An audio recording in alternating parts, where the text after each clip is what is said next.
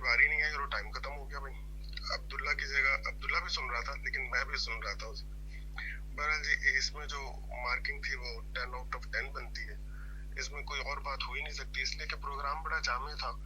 मैं इस हवाले से काफी सारा आपका सुनता रहता हूँ, मुझे बहुत सारा पता है, लेकिन इससे कुछ नहीं है। मतलब कि मुझे क्या पता नहीं मैंने कितना सुना हुआ था, ये बात नहीं। बात यह है कि प्रोग्राम कैसा था, और उसमें कोई तशनगी नहीं है, मुकम्मल बात है। हर चीज के लिए बहुत अच्छे तरीके से सारा कुछ है। अगर इसको फॉलो करते हैं तो सर्दियां इंशाअल्लाह हमारी बगैर मेडिसिन की सबकी अच्छी गुजर जाएंगी, कैसा ही आदमी है अगर इन चीजों को फॉलो करता है। तो बात यह है कि मुकम्मल बात है, तो मुकम्मल मार्क्स है, 10 आउट ऑफ 10 सर। तो इस बिना पर हमने ये सेशन रखा कि अगर हमें ये 5वां ट्यूसडे मिल ही रहा है तो हम इसको बजाय इसके कि वक्त ज़ाया करें, क्योंकि हमारा वक्त ज़ाया नहीं होता, हम रिसर्च में डाल देते हैं। कोई भी एक्स्ट्रा टाइम हमें कभी मिले, कभी कोई ऐसा दिन आ जाए कि जिसमें नेटवर्क बंद कर दिए जाएं, जैसे आपने देखा 9-10 मुहर्रम को बंद कर दिए जाते हैं, कोई और ऐसा मौका हो तो वो हमारा फिर रिसर्च बेस चला जाता है डे पूरा का पूरा। लेकिन मैंने इसको इस तरह से किया कि मैं कुछ ऐसी चीज़ भी कर दूं जो कि आप तमाम लोगों के लिए भी फ़ायदेमंद हो जाए और रिकॉर्ड भी हो जाए, ताकि जब हम ना हो तो हमारा बोला हुआ थोड़ा सा मौजूद हो। अगर आप लोगों ने मेरे ई फ्लायर देखे हों तो उसमें दो ही फ्लायर हमने डिज़ाइन करवाए। उसमें एक फ्लायर मेरे सामने मौजूद है जो कि आज की स्लाइड का टाइटल भी मैंने वही फ्लायर दे दिया था। उसमें लिखा हुआ है कि time and health are too precious assets that we don't recognise and appreciate until they have been depleted. ये बेसिकली हज़ूर अकरम सल्लल्लाहु अलैहि वसल्लम का इरशाद है, हदीस नबी सल्लल्लाहु अलैहि वसल्लम है ये, कि उन्होंने फरमाया कि वक्त और सेहत दो कीमती तरीन चीज़ें हैं जो कि हम नहीं जानते, आम तौर पे लोग नहीं जानते, और एहसास उस वक्त होता है जब ये हमसे छिन जाती हैं। और हमारे पास ज़्यादातर लोग जो आते हैं हर उम्र के अब मौजूद हैं कि उन्होंने हेल्थ से मुतालिक इतनी गलतियां की हुई होती हैं कि वो सही होना थोड़ा मुश्किल होता है, वो मैनेज हो रहा होता है। और ये एक दौर में बुढ़ापे में ये किया जाता था कि चीज़ों को मैनेज किया जाता था, लेकिन ये है कि अब आकर आम तौर पे भी ये देखा जा रहा है। इसका सीक्वेंस हम उसी तरह से रखेंगे जैसे आम तौर पे हम सीक्वेंस रखते हैं कि हम कुछ बोला करेंगे, आपका क्वेश्चन कुछ भी हो, जो भी आपने फ्लायर देख के आपके जहन में क्वेश्चन आया और आपने कहा कि ये सेशन लेना है। बहुत से हमारे पास आपसे हट के पार्टिसिपेंट अब इसमें आते जाएंगे जिन्होंने मेरे से कहा कि हम लेना चाहते हैं।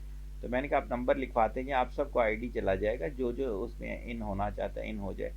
तो बहुत सौ का होमवर्क अच्छा होगा जिसमें हमें कुछ अच्छे क्वेश्चन सुनने को ज़रूर मिलेंगे। कुछ मैंने स्लाइड जो आपको भेज दी, वो जर्नल जो मेरे अपने एक्सपीरियंसेस हैं उसके मुताबिक मैंने वो स्लाइड बनाई हुई हैं, और उन्हीं स्लाइड को जब मैं बोलूँगा तो मैं वही अपनी जो मेरे पेशेंट से मैं उन्हीं के बारे में बोलूँगा, तो उसी सीक्वेंस को मैं लेके चलता रहूँगा। इसमें जान उस वक्त आएगी जब आप अपने एक्सपीरियंस के लिहाज से क्वेश्चन करेंगे। तो सेकंड स्लाइड जो मैंने डिज़ाइन की वो डिज़ाइन की कि विंटर को थोड़ा सा एक्सप्लेन कर दिया जाए कि विंटर सीज़न जो है वो हमारे ख़ित्ते में कब आता है। तो नवंबर मिड से पाकिस्तान के मुख्तलिफ इलाकों में शुरू हो जाता है ये, और कराची में ये 20, 21, 22 दिसंबर से शुरू होता है और जाता है 21 मार्च तक, मैक्सिमम 21 मार्च तक जाता है। कराची के अंदर जो बहार होती है वो सेकंड वीक ऑफ फेब होती है, तो बहार में ये ख़त्म होना शुरू हो चुका होता है, तब भी बहार शुरू होती है। तो अगर देखा जाए तो थोड़ी बहुत वेरिएशन कर लें, जैसे जो माहौलियाती तब्दीली का आजकल बहुत ज़्यादा शोर आप सुन ही रहे होंगे, उसके लिहाज से देखा जाए तो थोड़ा सा आगे पीछे हो सकता है ये। गो के हमारे इधर आज 29 नवंबर हो गई है, उस तरह की सर्दी जो विंटर सीजन है वो नहीं है, इसी वजह से उस तरह की बीमारियां भी शुरू नहीं हुई। गो के हल्की फुल्की विंटर से रिलेटेड बीमारियां शुरू हो चुकी हैं। तो हमें पता होना चाहिए है, ख़ास तौर पे बच्चों और बूढ़ों के पॉइंट ऑफ व्यू के साथ, कि हमें कब गर्म कपड़े शुरू करवा देने हैं, हमें कब गीज़र ऑन करवा देना है, हमें कब जो है उनके डाइट के अंदर गर्म चीज़ें शामिल करवा देनी चाहिए हैं, और इंशाल्लाह जो आगे आगे मैं एहतियातें बताऊंगा वो कब से शुरू होनी चाहिए। तो यहाँ पर मैं आपको बता दूं कि अगर कराची के पॉइंट ऑफ व्यू के साथ, या फिर आप मेरे से इस्लामाबाद, लाहौर और जो बड़े बड़े सिटीज़ हैं उनके लिहाज से मैं आपको बता सकता हूँ। कराची के लिहाज से आपको नवंबर के फर्स्ट वीक में आपको कुछ ना कुछ एहतमाम शुरू कर देना चाहिए इन सब चीज़ों का, बच्चों और बूढ़ों के लिहाज से कह रहा हूँ मैं। अगर आप चले जाएं इस्लामाबाद में तो नवंबर का फर्स्ट वीक ही कहलाएगा वहाँ पर भी, और ये जाएगा वहाँ पर थोड़ा सा लेट जाता है। मार्च कराची में जो है फर्स्ट और सेकंड वीक ऑफ फेब में जो है ख़त्म होना शुरू हो जाता है, तो वहाँ मार्च तक जाता है ये सीज़न, कंप्लीट मार्च तक। और बकिया कोयटा का थोड़ा सा आगे पीछे ज़्यादा होता है। और उसके अलावा जो है अगर हम उसमें देखें तो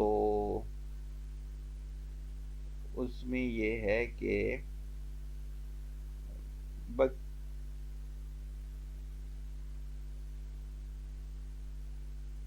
तो ये तो हो गया हमारे पास डेटा। अब यहाँ पर थोड़ा सा चीज़ समझने पर है कि सर्दियाँ होती क्या हैं, किसे कहते हैं। जिसने साइंस पढ़ी है शायद वो बहुत अच्छे तरीके से जानता ही होगा, और जिसने साइंस नहीं पढ़ी वो थोड़ा सा इस बात को समझेगा। जो मैं बताने जा रहा हूँ वो मेरी स्लाइड नंबर 3 है। बल्कि अगर मैं यहाँ पर वो कह दूँ कि आपने स्लाइड नंबर 2 में किसी ने कोई क्वेश्चन तो नहीं करना।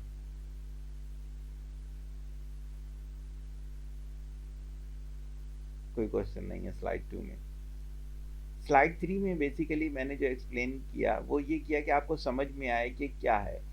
बेसिकली जो इसका पाथ होता है हमारी अर्थ का, जो सूरज के गिर्द हम होते हैं, तो ये आपका इलिप्टिकल होता है, बेज़वी होता है, जिसको आप अंडे की तरह कहते हैं। ये इसकी रोटेशन होती है, सही है।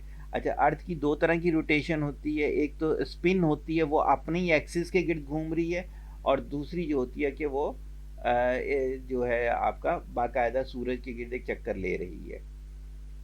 अच्छा, अब इसमें ये चीज़ आपने जहन में रखनी है कि सर्दियों में जो सूरज है वो ज़मीन के करीब होता है, सही हो गया। लेकिन चूंकि डायरेक्शन उसकी ऐसे होती है कि डायरेक्ट वो नहीं पड़ रहा होता, जिसकी वजह से दिन छोटा होता है। लेकिन सर्दियों की जो धूप की तपिश है वो गर्मियों की धूप की तपिश से काफ़ी ज़्यादा होती है। एग्जैक्ट रेशियो मेरे पास नहीं है, लेकिन being a student of science मैं थोड़ा सा अपनी मेमोरी पे जोर दूं तो मेरा ख्याल से 60% सर्दियों में सूरज की तपिश ज़्यादा होती है। तो ये अगर आप मेरी तीसरी डायग्राम देखें तो उसके अंदर आपको ये बाकायदा बताया गया है कि कौन से महीने से शुरू हो रही है गर्मी, और वो जब सूरज मार्च वाला जो पोर्शन है वहाँ से हटेगा तो आगे जाएगा। और जून जब गर्मियाँ है तो देखिए गर्मियों में सूरज बहुत दूर है लेकिन वो है डायरेक्ट। इस वजह से वहां पे दिन बड़ा होता है और हमें लग रहा होता है कि शायद गर्मियों की तपिश ज्यादा होती है। नहीं, सर्दियों में धूप की तपिश ज्यादा है कम टाइम के लिए। सही हो गया। ये थोड़ा सा आपको समझाना चाह रहा था कि आपको समझ में आ जाए सर्दियाँ क्या होती हैं और हमारी पोजीशन कहाँ पर होती है ज़मीन की, वो फिर आप उसको देख सकते हैं। अच्छा, इसमें किसी ने कोई सवाल पूछना हो?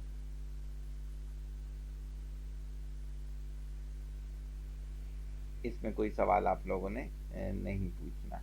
अब आ जाते हैं हम आगे, आहिस्ता आहिस्ता अपने टारगेट की तरफ हम आ जाते हैं। अच्छा,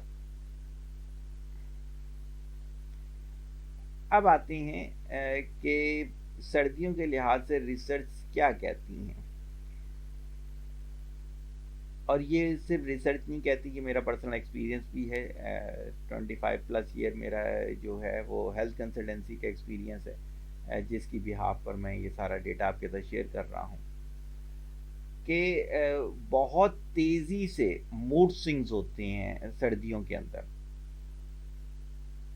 सही है। बेवजह बहुत ज़्यादा खुशी का इजहार भी किया जा रहा होता है, और बेवजह जो है वो सैडनेस भी बहुत ज़्यादा हो रही होती है। कभी कभी इंसान अपने आप को होपलेस फील कर रहा होता है। सर्दियों में बहुत ज़्यादा इंटरेस्ट लूज़ हो रहा होता है एक्टिविटीज़ के अंदर। सर्दियों में बहुत आसानी से डिस्ट्रैक्शंस हो रही होती हैं थॉट्स के अंदर। सर्दियों में टायर्डनेस वगैरह बहुत ज़्यादा हो रही होती है। सर्दियों में सोशल एक्टिविटी लोगों की डिस्टर्ब हो रही होती है। सर्दियों में एंजाइटी बहुत ज़्यादा बढ़ रही होती है। कंसंट्रेशन जो है वो प्रॉब्लमेटिक हो जाती है। तो ओवरऑल अगर देखें तो मूड स्विंग्स बहुत ज़्यादा होते हैं, जिसमें नेगेटिव स्विंग्स ज़्यादा हैं बजाय इसके कि पॉजिटिव स्विंग्स। आगे मैं इसको ज़रूर एक्सप्लेन करूँगा, लेकिन अगर मैं यहाँ पे बताऊँ तो बिल्कुल इसका ताल्लुक हार्मोन से होता है। डाइट ख़राब हो जाती है, जो फिज़िकल एक्टिविटीज़ ख़राब हो जाती हैं, जिसकी वजह से हार्मोन्स डिस्टर्ब हो जाते हैं। और जो हैप्पीनेस के हार्मोन हैं, जो आपके रिलैक्सेशन हार्मोन्स हैं, वो सारे प्रॉब्लमेटिक होती हैं, तो जिसकी वजह से ये वाली चीज़ हो रही होती है। अच्छा, इसमें अगर हम और चीज़ें आपको बताएं कि जो ये है, ये डिपेंड किन चीज़ों पे कर रहे होती है कि हम जो वेदर को लेते हैं वो किस तरीके से लेते हैं। पोजीशन तो मैंने आपको पिछली स्लाइड में बता दी कि अर्थ की रोटेशन और स्पिन दोनों चीज़ों का ताल्लुक जो होता है वो वेदर पे डिपेंड कर रहा होता है। ये तो हो गया एक्सटर्नल फैक्टर। हमारे वेदर पे जो एक्सटर्नल फैक्टर है वो कौन सा है। अगर हम देखें कि इंटरनल कौन कौन से फैक्टर्स होते हैं, तो 7 एलिमेंट्स लिए जाते हैं जो कि हमें बताते हैं कि वेदर कैसा होगा हमारा। इस पे बाकायदा रिसर्च पेपर भी इसी को कहते हैं, अरीमा मॉडल वगैरह डिज़ाइन हुए हुए हैं इसके ऊपर। प्रेसिपिटेशंस कितनी है, ह्यूमिडिटी कैसी है, टेम्परेचर कैसा है, एयर प्रेशर कैसा है, क्लाउडनेस कैसी है, यानी कि density of cloud and height of cloud दोनों इसके अंदर आ जाएंगे, और विंड स्पीड और विंड की टाइप कौन सी है। तो ये 7 फैक्टर्स जो हैं वो लिए जाते हैं, जो कि बता रहे होते हैं कि वेदर किस तरह से बिहेव कर रहा होगा। आम तौर पर ये देखा जाता है कि सर्दियों में दिन जो हैं वो छोटे होते हैं, रातें बड़ी होती हैं। वो आपकी पोजीशन है कि सन के जो आपका फेस बनता है, जो हमने अभी देखा थोड़ी देर पहले, वो इस डायरेक्शन पे बनता है कि सूरज जो है कम दे टाइम के लिए फ्रंट पर आता है ज़मीन के, जिसकी वजह से आपको दिन छोटा मिल रहा होता है। गो के मैंने पिछली स्लाइड में बताया सूरज होता करीब है, इसलिए कि अक्सर लोग इस चीज़ को नहीं एक्सेप्ट कर रहे होते, और इस वजह से जब वो सर्दियों में धूप में बैठते हैं तो फॉलेज का रेशो जो ज़्यादा होने की वजह है, उसमें एक कॉज ये भी है जो कि मैं आगे एक्सप्लेन कर दूंगा इंशाल्लाह ताला। इस स्लाइड में किसी ने कोई चीज पूछनी है?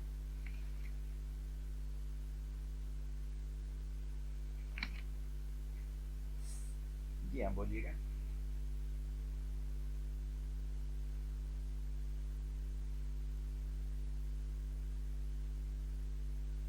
दोबारा बोलिएगा।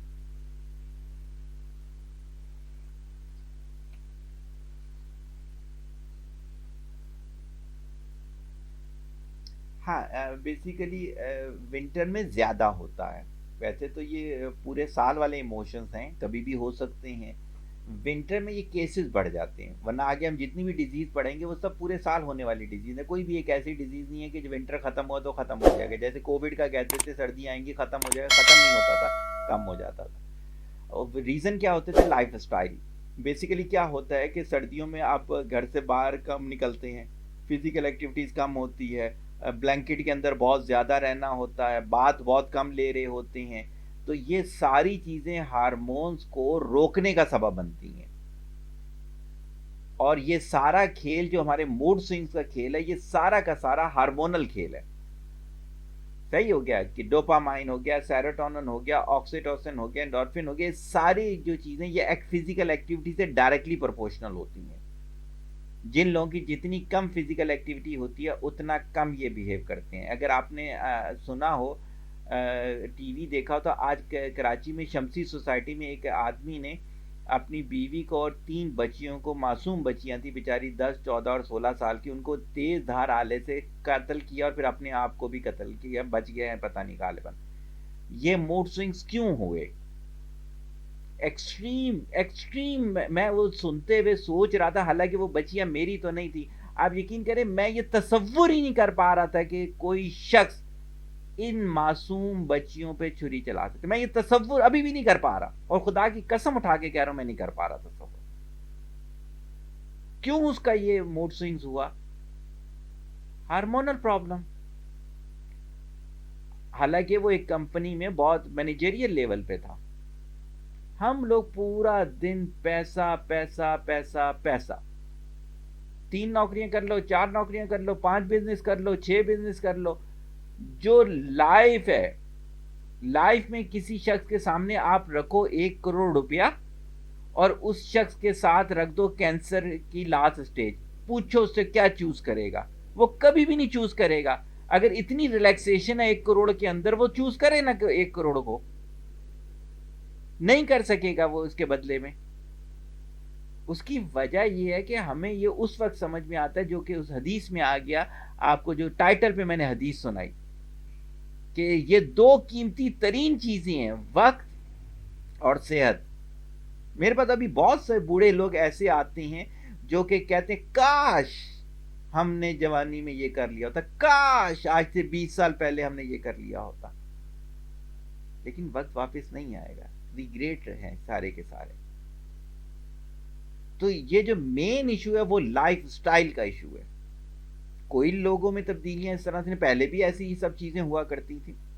बड़ी अच्छी बात की एक खातून ने, अभी वो था ख्वातीन पे तशद्दुद का दिन मनाया जा रहा था, और ये जो खातून बोल रही थी वो कोई रिलीजियस भी नहीं थी, लेकिन मुझे उनका ये पॉइंट बहुत अच्छा लगा। उन्होंने उसके अंदर ये पॉइंट उठाया, कहते हैं जी कुरान के अंदर जब ये आयतें आई हैं, तशद्दुद से रिलेटेड एक्सप्लेनेशन आई हैं उनकी, इसका मतलब उस दौर में भी था, तभी ये चीजें उसको एग्जाम्पल बना के बोल दी गई। कहते हैं ये चीजें जो हैं, ये चीजें आप ये ना समझे ये आज की पैदावार हैं। मसला ये है कि उस वक्त जिन्होंने तरबियत कर ली, जिन्होंने इन चीजों को समझ लिया, वो बच गए। तो पुराने दौर में भी ऐसे लोग मौजूद थे कि जो इस तरह के मूड स्विंग्स को बर्दाश्त नहीं कर सकते थे। पहले पॉपुलेशन कम थी तो आपको पता कम चलता था, पॉपुलेशन ज्यादा हुई है तो ज्यादा हो गया। तो मूड स्विंग्स का डायरेक्टली ताल्लुक आपके हार्मोन्स से है। मैंने जो डिजीज के लिहाज से पहली उठाई ना, अच्छा जब जब आपने सवाल करना हो कर ले, मैंने स्लाइड सिर्फ अपने बोलने के लिए बनाई है, वरना मेरा ये टाइटल था आज क्यूए सेशन करना था मैंने, कि बस आपके क्वेश्चंस होने चाहिए हैं जो कि आप लोग फील करते हो विंटर से रिलेटेड, या माजी में पिछले सालों में आप लोगों के साथ हुआ है तो मुझे बोलना चाहिए है। लेकिन मुझे पता था कि आपको इतना एक्सपीरियंस नहीं होगा, एक्सपोजर नहीं होगा, मेरा पेशेंट रिलेशनशिप कुछ ज़्यादा है, तो इस वजह से मैंने ज़्यादा स्लाइड्स के लिहाज से बना लिया। क्या होता है कि सर्दियों में हार्ट अटैक का रेशियो बहुत इंक्रीज हो जाता है। मैंने गूगल से डेटा नहीं निकाला, लेकिन ये मुझे ऑलरेडी पता है 43% मेरा ख्याल से इंक्रीज हो जाता है हार्ट अटैक। सही हो गया। इसकी 3-4 वजूहात हैं कि क्यों हो जाता है। और पहले तो ये कहा जाता था, बूढ़ों को कहते थे सिर्फ। अगर मैं आपको पुराने दौर में जो बूढ़े बैठते थे तो उनकी एक सेइंग सुनाता हूँ, क्योंकि मैं बूढ़ों के साथ बहुत बैठा हूँ। तो जब सर्दियाँ आती थी और थोड़ा पीक आता था ना, तो बूढ़े जो थे जिनकी एज 75-80 होती थी, वो कहते थे अगर ये वाली सर्दियाँ निकाल ली ना तो इंशाल्लाह 1 साल और ज़िंदगी हो जाएगी। इतना घबराते थे वो इन चीज़ों से कि सर्दी जो है वो उनको इतना तंग करती थी। तो बेसिकली होता क्या है कि इसमें 3-4 फैक्टर्स हैं जो कि जिसकी वजह से हार्ट अटैक का रेशो बढ़ जाता है। पहला फैक्टर जो है वो ये है कि टेम्परेचर डिक्रीज होने की वजह से हमारी बॉडी उस तरह से इंटरनली हीट नहीं प्रोड्यूस कर पाती, क्योंकि हम वो उस मैमल से ताल्लुक़ रखते हैं जो कि बॉडी टेम्परेचर कंट्रोलिंग है। लेकिन क्या है कि हमारी जो वेजल्स हैं ये कॉन्ट्रैक्ट हो जाती हैं। सही है। और हम जो खुराक हैं वो खुराक उस तरह की इस्तेमाल नहीं करते कि जो खून को पतला करें और गर्माइश प्रॉपर दें, जिसकी वजह से अगर हम ऑयली के खाते रहेंगे, हम पराठे खाते रहेंगे, आलू वगैरह की चीज़ें खाते रहेंगे, तो क्या होगा कि हमारे जो उस पे है विस्कोसिटी है ब्लड की, वो डिस्टर्ब रहेगी। सही है। वो डिस्टर्ब रहने की वजह से हार्ट पे बोझ बढ़ जाता है। सही है। तो ये वजह बनती है बहुत ज़्यादा हार्ट अटैक की। फिर दूसरी चीज़ इसी के अंदर ऐड कर दूंगा कि हमारा जो है वो बाहर का एक्सपोजर कम हो जाता है। हम जल्द से जल्द घर आना चाहते हैं, हम बाहर ओपन स्पेस में ज़्यादा नहीं बैठ सकते, सर्दी लग रही होती है। अब घरों में क्या होता है कि कमरा बंद होने की वजह से अगर एक जो 8 बाय 10 उसका स्क्वायर फीट का जो कमरा है, इसके अंदर अगर 8 लोग बैठे हों तो उनकी अपनी जो बॉडी की हीट होती है, हमारी अपनी हर वजह जो इंसान है जानदार कह लें, जो भी जानदार है, उससे हीट निकल रही होती है, तो उससे क्या होता है सफोकेशन हो जाती है वहाँ। तो वहाँ ऑक्सीजन लेवल उतना रह ही नहीं सकता। अगर आप एक खाली कमरे के अंदर एक शख्स को बिठा दें तो उसको जितनी ऑक्सीजन मिल रही होगी 10 बंदों को बिठा दें तो वो उस रेशो के हिसाब से ऑक्सीजन कम हो जाती है। तो क्या है कि जब ऑक्सीजन कम होती है, हार्ट को जब ऑक्सीजन उस तरह से नहीं पंपिंग के लिए मिल रही होती तो वो जोर लगाने की कोशिश करता है। जब वो जोर लगाने की कोशिश करता है तो बहुत से उसके ऐसे बिहेवियर हैं जो आपको समझ में नहीं आएंगे, लेकिन वो बॉडी के लिए नेगेटिव बिहेवियर्स होते हैं। ये सारी चीजें जो हैं ये रिस्क फैक्टर बन जाती हैं किसका, हार्ट अटैक का और एंजाइना का। अच्छा, सर्दियों के अंदर भी हार्ट अटैक की टाइमिंग और उसकी थोड़ी सी बात बता देता हूँ कि वजूहात जो जो सामने समझ में आई मेरे को माजी को देखते हुए। रात में 3:30 बजे हैवी इन्वायरमेंट होता है सबसे ज़्यादा। तो इंटरनेशनली ये रूल है कि रात 3:30 बजे हार्ट अटैक का रेशो सबसे ज़्यादा होता है। सही है। दूसरा जो है वो जब बाथिंग ली जा रही हो और ऑलरेडी हमने अपने जिस्म को गर्म नहीं किया हुआ, ऑलरेडी हमारा जो हार्ट है उसकी एफिशिएंसी 50% पे गई हुई है, तो जैसे ही हम पानी अपने ऊपर डालते हैं तो वाटर प्रेशर की वजह से बॉडी जो रिएक्ट करती है उस पर हार्ट अटैक का होता है। तो ये है कि बाथरूम के अंदर भी हार्ट अटैक का रेशो बहुत ज़्यादा है। 2 चीज़ें हो गई। तीसरी चीज़ें, जब हम सूरज में बैठते हैं और सन बाथ ले रहे होते हैं सर्दियों के अंदर, तो उसमें क्या होता है कि हम जब हमारा पसीना आता है तो हमें बहुत अच्छा लगता है, लेकिन हम ये भूल जाते हैं जब हमारे पसीना आता है तो हमारा ऑक्सीजन लेवल भी डाउन हो जाता है, उसी रेशो से डाउन हो जाता है। तो अक्सर व बेशतर फालिज पहले होता है। ऐसे बुजुर्ग जिनको धूप में बिठाया जाए, मेरा ख्याल से आधा घंटा भी उनके लिए इनफ है। आधा घंटा बिठाया जाए और उसके साथ उनको चेक ना किया जाए कि उनकी ऑक्सीजन लेवल सही है या नहीं है, तो 90% चांस है कि उनको फॉलिज हो जाएगा। अब यहाँ पर क्वेश्चन ये आता है, तो फिर क्या किया जाए भाई?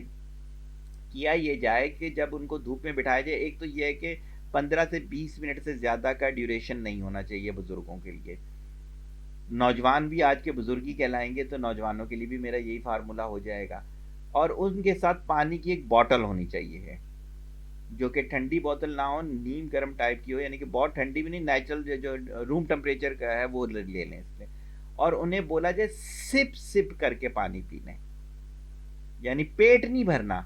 मसला यह, जितना पसीना निकलने से ऑक्सीजन डेफिशिएंसी हो रही है, हमने वो डेफिशिएंसी कवर करनी है, तो काफी हद तक चांस है इसका। दूसरी चीज इसके अंदर और क्या की जा सकती है, एक्सरसाइजेस। जब हम रूम में हों तो हम मुख्तलिफ किस्म की एक्सरसाइजेस करके अपनी ब्लड सर्कुलेशन को अच्छी करें। दो बातें हो गई। तीसरी चीज, हर नमाज के बाद ब्रीथिंग एक्सरसाइज होनी चाहिए है। तीन बातें हो गई। चौथी चीज, सोने से पहले और उठने के बाद प्रेशर पॉइंट्स अप्लाई करने चाहिए बॉडी के। तीन चीजें हो गई। चौथी चीज, अगर बुजुर्ग की एज 60 से ज्यादा है तो दिन में कम अज कम 2 दफा, और ज्यादा दफा की कोई लिमिट नहीं है, उनके फुल बॉडी का मसाज होना चाहिए, क्योंकि खुद से उनकी ब्लड सर्कुलेशन अच्छी नहीं होगी, आर्टिफिशियल आपको उनके फुल बॉडी की ब्लड सर्कुलेशन अच्छी करनी पड़ेगी। 4 चीजें होंगी। 5वीं चीज, उनके लिक्विड का खास ख्याल किया जाए। मेरे पास कई मर्द हजरात आते हैं, एक खातून दिमाग में आ गई, उनकी एज होगी 71 ईयर। मैंने कहा आंटी कितना पानी पीती है ना रोजाना। वो मेरे पास आई थी 12 या 1 बजे का टाइम था, शायद उनका स्केड्यूल यही था। तो मैंने पूछा, तो अपने हस्बैंड की तरफ सोच के कहती है मैंने आज पिया था या नहीं, तो कहती मैं पूरे दिन में 1 से 1.5 गिलास पानी पीती। अब इतनी कम लिक्विड की वजह से ऑलरेडी जो है आपको आर्टिफिशियल ऑक्सीजन लेनी पड़ेगी, इसलिए कि ये जो वाटर है इसका एक बहुत बड़ा सोर्स है ये ऑक्सीजन का। इसमें किसी ने कोई सवाल करना?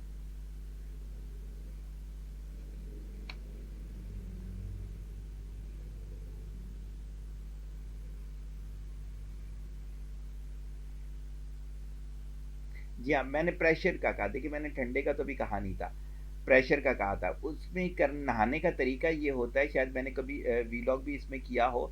इसमें नहाने का तरीका ये होता है कि जब आप अंदर जाएं तो आपने पहले पानी डालने से पहले फुल बॉडी मसाज करना है अपना, कम अज कम 3 to 5 मिनट मसाज होगा वो, और फुल बॉडी होगा गर्दन से लेके पैर तक, ताकि ब्लड सर्कुलेशन को अच्छे से अच्छा कर लें आप।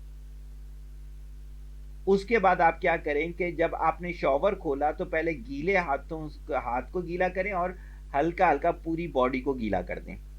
हमारे इधर सबसे बड़ा नुकसान जो देखा गया है, जो मेरे पास वो आए हैं, रिसर्च आती थी, क्योंकि अरसा दराज से अब्बू के साथ से मैं जो है ये सारे काम कर रहा हूँ, तो मेरा एक्सपीरियंस इसमें 25 to 30 ईयर कह सकते हैं आप इसका। तो क्या होता था कि आपने शॉवर खोला, सबसे पहले सर पे पानी डाल दिया, टू डेंजरस, यानी कि आप साइको भी हो सकते हैं, इस लेवल का हो सकता है ये प्रॉब्लम। तो उसमें क्या है कि आपने पहले मसाज किया, फिर आपने क्या किया, लिक्विड जो भी वाटर था उससे नॉर्मलाइज किया, अब आपने पानी डालना शुरू किया, वो भी इस तरीके से कि पहले राइट पे, हार्ड वाली साइड पे पहले पानी नहीं डाला जाता, राइट लेफ्ट एंड पे सर पे डाला जाएगा। सही हो गया। और इसका एक और बहुत अच्छा तरीका बता देता हूं, जब आपने मसाज कर लिया फुल बॉडी का, उसके बाद आप क्या करें, वुजू कर लें।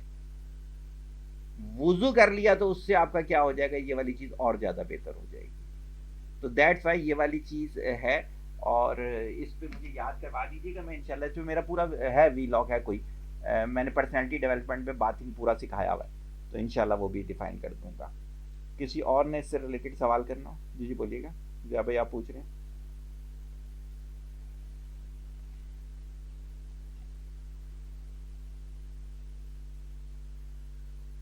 जी हाँ जी हाँ जी हाँ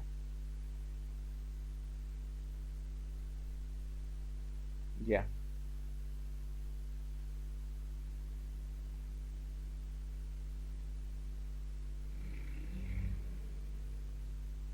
नहीं, सर पे नहीं है। गुस्ल के तरीके में यह है कि निजाजत साफ करने के बाद पहले कुल्ली करेंगे, फिर नाक में पानी डालेंगे, फिर आपने पूरे जिस्म पे 3 दफा पानी बहाना है, तो पूरे जिस्म पे जो 3 दफ़ा पानी बहाने का बताया गया है, तो वो यही तरीका है जो मैंने बताया, पहले राइट फिर लेफ्ट फिर सर, एक साथ जो है वो रवायात में नहीं आता। तो सीक्वेंस ये वाला रखें जो मैंने आपको बताया, तो इंशाल्लाह ताला इससे आपको फ़ायदा होगा। किसी और ने कोई सवाल करना हो? वालेकुम सलाम।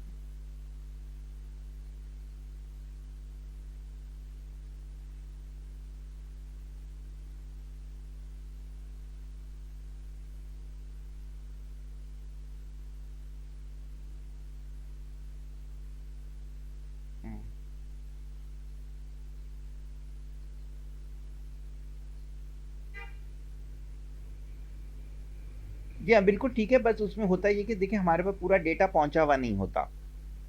जैसे मसाज का मैंने कहा कि इनडायरेक्टली ये सारी चीज़ें भी मौजूद हैं, वेल डिफ़ाइन है, लेकिन क्या है कि हमारे इधर जो बताया गया वो सादा-सादा से तरीके बता दिए गए।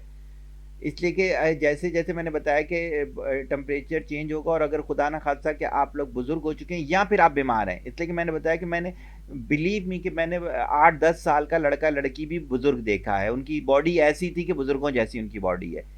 मेरे पास एक लड़की ऐसी आई कि वो पूरी सर्दियाँ नहीं नहाती, इतनी कमज़ोर थी। तो क्या है कि हमने अपने आप को तबाह कर लिया है ऑलरेडी। तो उसका तरीकाकार फिर यही वाला होता है कि हम क्या कर लेते हैं कि पहले मसाज कर लेते हैं, और उसके बाद फिर वो है गुस्ल के जो 3 फ़राइज़ हैं वो पूरे कर लेते हैं, तो खुद ब खुद हमारा इस तरह बॉडी पूरी हो जाती है टेम्परेचर के लिए यूज़्ड टू। और उसमें भी अगर किसी के साथ प्रॉब्लम है, तो वो आगे चल के हम सवाल करेंगे। आप में से अगर कोई आप में से अच्छा-सा सवाल आया, इसलिए कि मेरे पेशेंट तो ऐसे हैं कि उसमें बहुत-बहुत से क्वेश्चंस हैं, लेकिन इन 2 घंटों के अंदर अगर मैं वही ब बताने बैठ गया तो नहीं कवर होगा। तो मैं अभी जर्नल से ऐसे ले रहा हूँ। डॉक्टर फैसल ने मुझे ये कहा भी था कि कन्फ्यूज़ नहीं कर दीजिएगा सब लोगों को। मैंने कहा नहीं, कोशिश यही करेंगे सादा-सादा सी बातें करें। लेकिन अगर आपका क्वेश्चन होगा तो फिर मुझे बोलने में और ज़्यादा मज़ा आएगा। जी, जी बोलें। हुँ।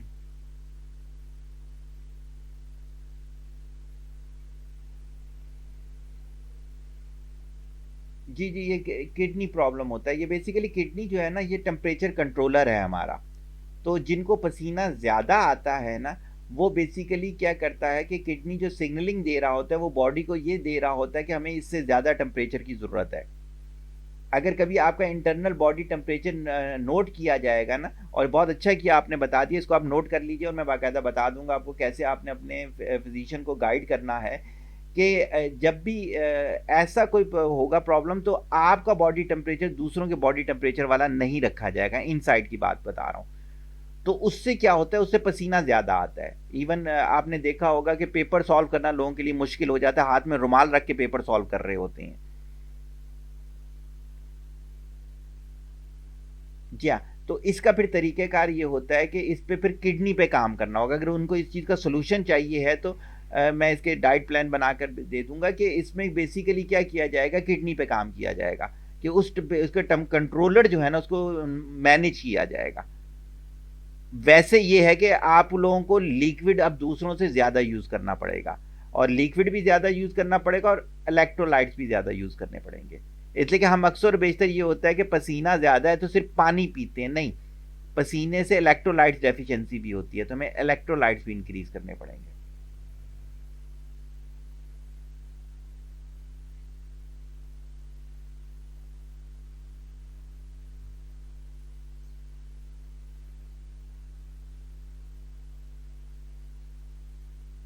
जी हाँ, जी हाँ, जी हाँ। अगर अगर कभी बैठना भी होगा, तो वो जो फ़ार्मूला मैंने बताया, आपको इलेक्ट्रोलाइटिक बॉटल साथ रखनी पड़ेगी। आपको सिंपल पानी नहीं रखना पड़ेगा।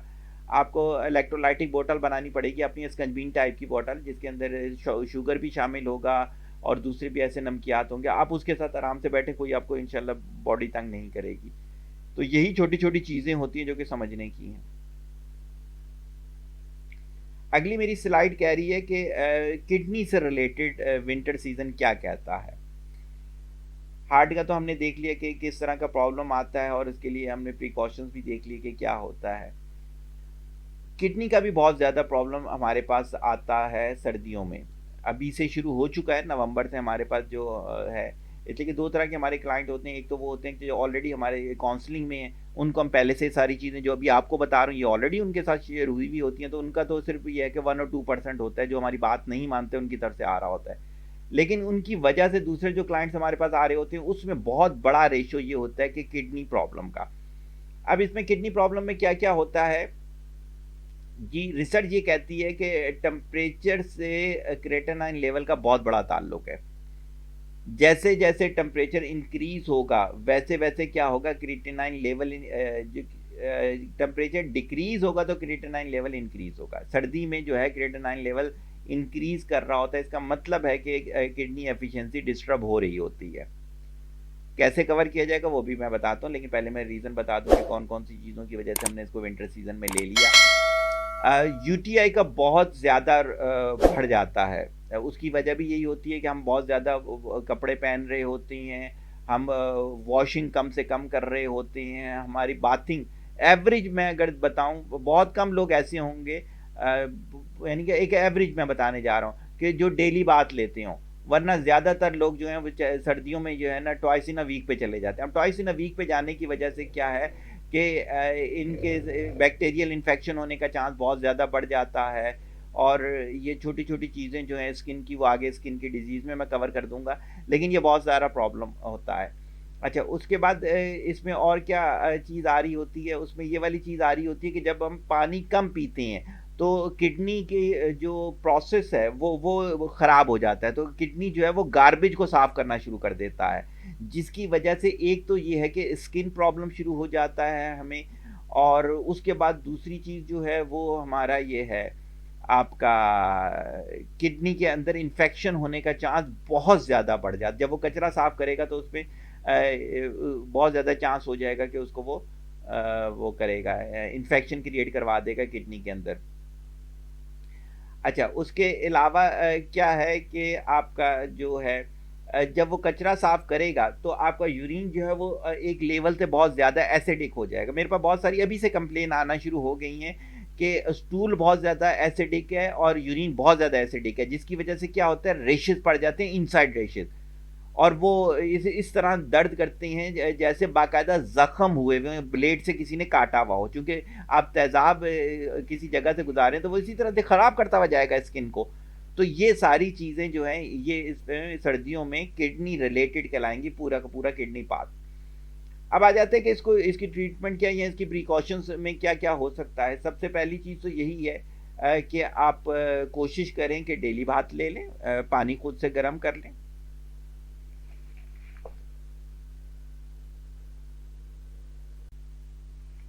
किडनी से रिलेटेड इश्यूज हैं कि इसकी हम किस एहतियात किस तरह से करेंगे और क्या क्या कुछ इसमें हम कर सकते हैं। तो आपने क्या करना है, कोशिश करें कि अगर हो सके तो डेली बात हो जाए, सही है, बहुत बेहतर है। हार्ड एंड फास्ट रूल नहीं है, ऐसा नहीं है कि आपको बाथिंग से बीमारी कोई हो रही है और आप फिर भी ज़बरदस्ती करें, नहीं ऐसा नहीं है, लेकिन ये एक अच्छा वे बन सकता है, पहली चीज़। दूसरी चीज़ ये है कि आप अपने साथ जो है घर पे ख़ास तौर पे रहते हुए, बाहर इंसान ये एक्टिविटी नहीं कर सकता कि यूरिन ज़्यादा ना आ जाए, घर पे रहते हुए आप ये कर सकते हैं कि आप पानी की अपना एक थर्मोस रखें जिसमें नीम गर्म पानी हो, जिसके अंदर आपने 3 डंडियां जो हैं पत्ते के साथ इसकी जो है धनिए की, वो आपने उसके अंदर डाल के बॉईल कर लिया और वो नीम गर्म आपने पूरा दिन पीना है, सही हो गया। ये आपके किडनी के लिए जो है वो बहुत ज़्यादा बेहतर हो जाएगा। अच्छा, 2 चीज़ें मैंने आपको बता दी, एक मैंने आपको बता दिया कि आपका जो है वॉशिंग हो गया और ये वाली दूसरी चीज़ हो गई। अच्छा, तीसरी चीज़ जो है वो ये है कि आपके जो भी कपड़े अंडरगारमेंट ख़ास तौर पे जो हैं वो अच्छे धुले हुए होने चाहिए हैं। पुराने अक्सर अलमारी के रखे हुए हम पहन लेते हैं, उसके अंदर डस्ट होती है, डस्ट एक सबसे बड़ा फैक्टर होता है इस चीज़ में, सही हो गया। अच्छा, कपड़े डेली चेंज करने चाहिए आपको, अगर आप बात नहीं भी ले रहे लेकिन कपड़े एक दिन से ज़्यादा आपने यूज़ नहीं करने, क्योंकि हमारी कंट्री में डस्ट बहुत ज़्यादा होती है और डस्ट ये है कि वो इस तरह के बैक्टीरियल इन्फेक्शन का कॉज बनती है। आपस में भाई भाई और बहनें बहनें अब कपड़े एक दूसरे के यूज़ कर लेते हैं, वो भी नहीं करने चाहिए हैं, उससे भी बीमारियां एक दूसरे के अंदर ट्रांसफ़र हो रही होती हैं।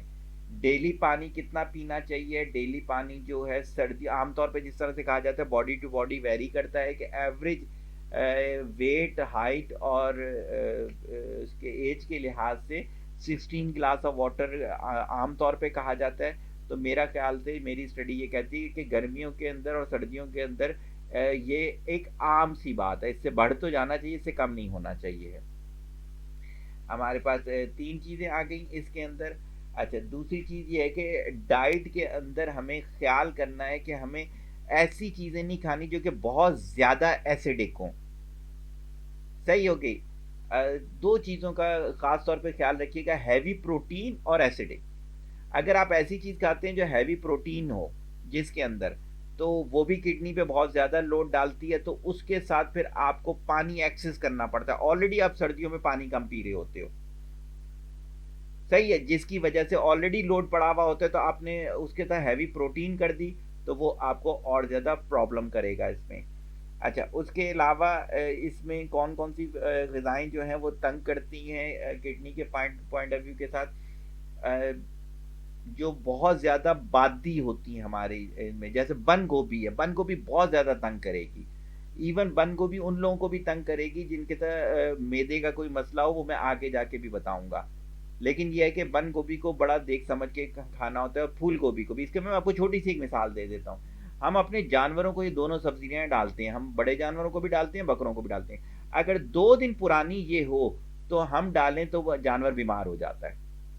इतना ज़्यादा ये जो है ये फंगस कैचिंग सब्जियां हैं। और हमारे इधर जितनी भी अब सब्जियां आ रही होती हैं वो गटर के पानी वाली होती हैं, उनमें तो ऑलरेडी ये बैक्टीरिया इन होते हैं। अच्छा खासा धो के इनको इस्तेमाल करना चाहिए है। अच्छा, ये वाली चीज़ें हो गई इसमें किडनी के पॉइंट ऑफ व्यू के साथ। अच्छा, उसमें एक छोटी सी चीज़ और बता देता हूँ कि कभी भी अगर आपको वो हो कोई प्रॉब्लम हो किडनी का, तो 3 दफ़ा दुरूद, 3 दफ़ा सूरह फातिहा, 3 दफ़ा सूरह आल इमरान की आयत 154 और 11 दफ़ा बिस्मिल्लाह के साथ सूरह कुरैश, ये पढ़ के पानी पे फूंक के पी लें तो काफ़ी हद तक ये है कि आपका प्रॉब्लम काफ़ी हद तक रिजॉल्व हो जाएगा। वरना ये है कि इसको प्रॉपर फिर आपको चेकअप कराना पड़ेगा कि आपने कौन सी वाली चीज़ अपनी गलत करके किडनी को डैमेज कर लिया है। अभी तक जो मैंने किडनी से रिलेटेड बातें की, इसमें किसी ने कोई सवाल करना हो?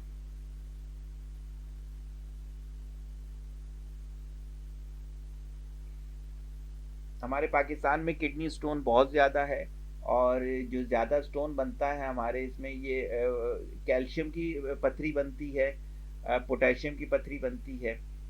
तो इसमें ये है कि अगर ऑलरेडी किसी को कैल्शियम और पोटेशियम की वजह से प्रॉब्लम है, तो वो डाइट में तो इस्तेमाल करेगा तो इंशाल्लाह कोई मसला नहीं होगा, लेकिन जब वो उसका सप्लीमेंट यूज़ करेगा तो वो उसके लिए बहुत ज़्यादा प्रॉब्लमेटिक है। तो ये अपने डॉक्टर की सजेशंस के मुताबिक ही सप्लीमेंट आप यूज़ कर सकते हैं, वरना आपको पानी बहुत ज़्यादा इस्तेमाल करना पड़ जाता है।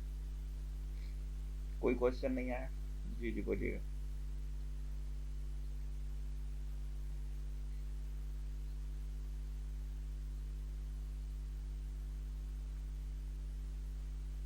इंटरनल ज़्यादा होता है, इंटरनल बढ़ा हुआ होता है आप लोगों का, जिनका इस तरह से स्वेटिंग का बहुत ज़्यादा प्रॉब्लम होता है, तो उसमें यह है कि एक्सटर्नल इतना ज़्यादा पता नहीं चल रहा होता।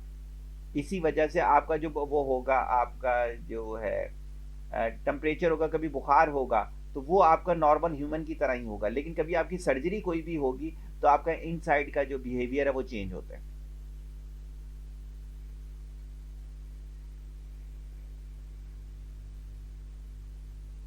जी जी जी जी।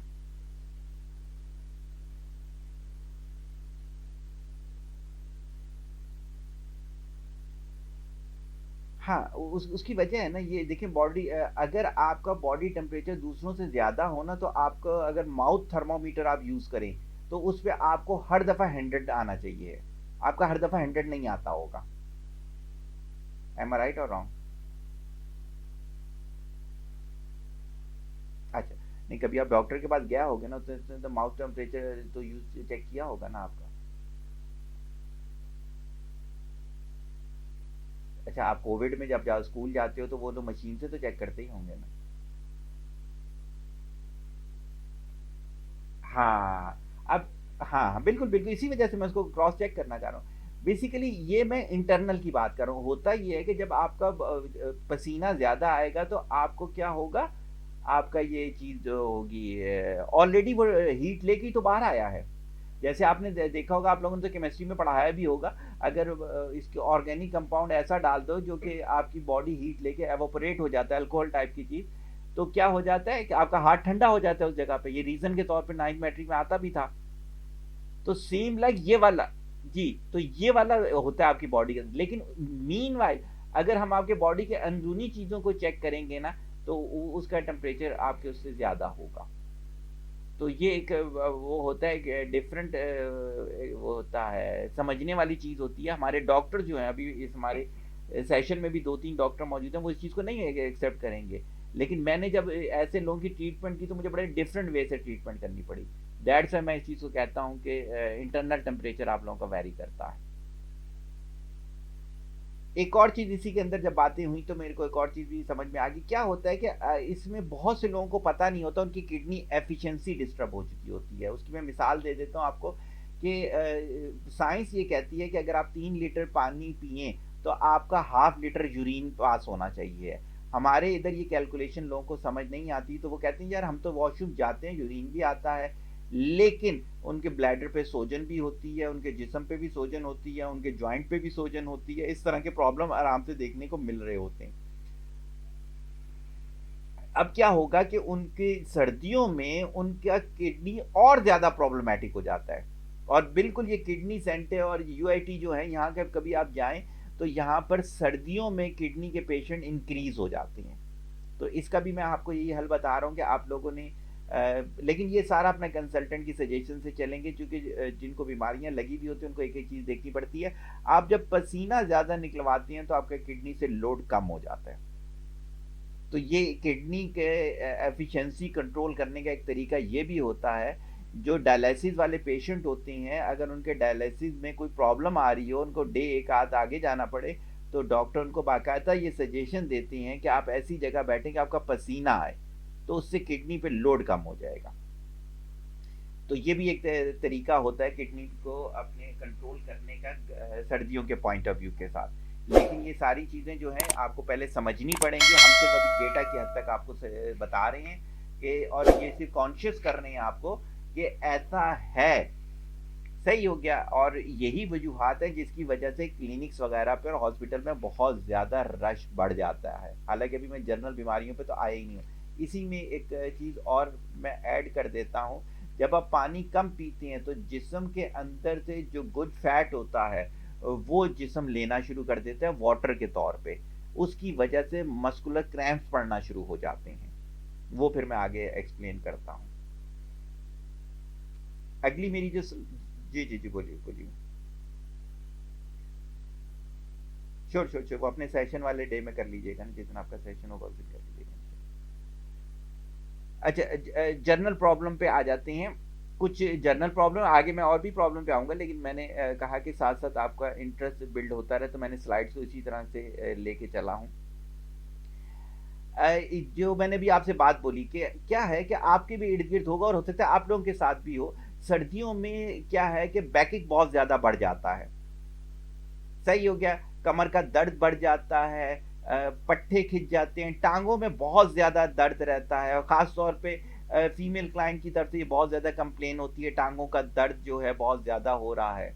जो अभी मैंने बात बोली इसका बहुत बड़ा रोल है इसके अंदर, कि क्या होता है कि जब आप पानी कम पीते हैं, जिस्म की तो रिक्वायरमेंट है, सही है, जैसे मैंने आप लोगों को कई दफ़ा का बताया हुआ है कि जब आप ये टैबलेट खा के अपना वज़न कम करते हैं, शुगर की टैबलेट खा के, तो वो बेसिकली वो उस तरह वज़न नहीं कम कर रहा, वो जो अल्लाह ताला ने इमरजेंसी के लिए लीवर में वो शुगर रखी है वो यूज़ करवाने लगा हुआ है।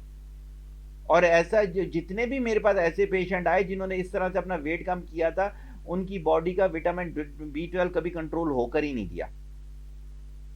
तो क्या होता है कि हमारी इस पानी की कमी की वजह से हमारे वो जो गुड फैट्स हैं वो ख़त्म हो रहे होते हैं, हमारे पट्टे खिंचना शुरू हो जाते हैं। जब वो खिंचना शुरू होते हैं तो वो ब्लड सर्कुलेशन के दरमियान रुकावट बनना शुरू हो जाते हैं, जिसकी वजह से हार्ट का जो है वो पंपिंग वहाँ तक जा ही नहीं रही होती। और कभी भी आप ऐसे पेशेंट की टांगें चेक करें तो क्या होता है, हिप के नीचे से सारी टांगे उसकी ठंडी पड़ी हुई होती हैं, क्योंकि ब्लड सर्कुलेशन ही नहीं जा रही है। जितना कम ब्लड जा रहा होगा उतनी वो चीज़ें ठंडी होंगी।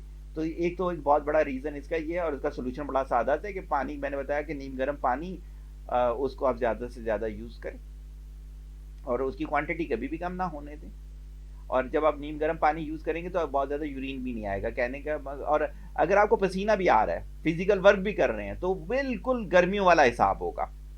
ये ऐसे शख्स को सर्दियों में पानी पीने पे ज़्यादा यूरिन आता है जो कि बस बैठा रहता है, क्योंकि उसे ना पसीना आ रहा है ना कुछ हो रहा है। तो भाई कहीं तो उसने जाना है ना, पानी ने जब सफाई हो जाएगी पानी की किडनी से।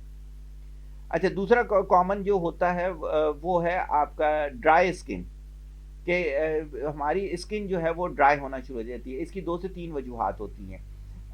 पहला रीज़न जो है वो रीज़न वाटर डेफिशिएंसी है, कि हमारी जो है वो वाटर उतनी ज़्यादा हम नहीं इस्तेमाल कर रहे होते, तो दैट्स वाई होता है। दूसरा क्या होता है कि हमने शुरू में देखा कि हमने बताया था आपको, सर्दियों में जो है वो हार्मोन्स डिस्टर्ब हो रहे होते हैं हमारे लाइफस्टाइल की वजह से।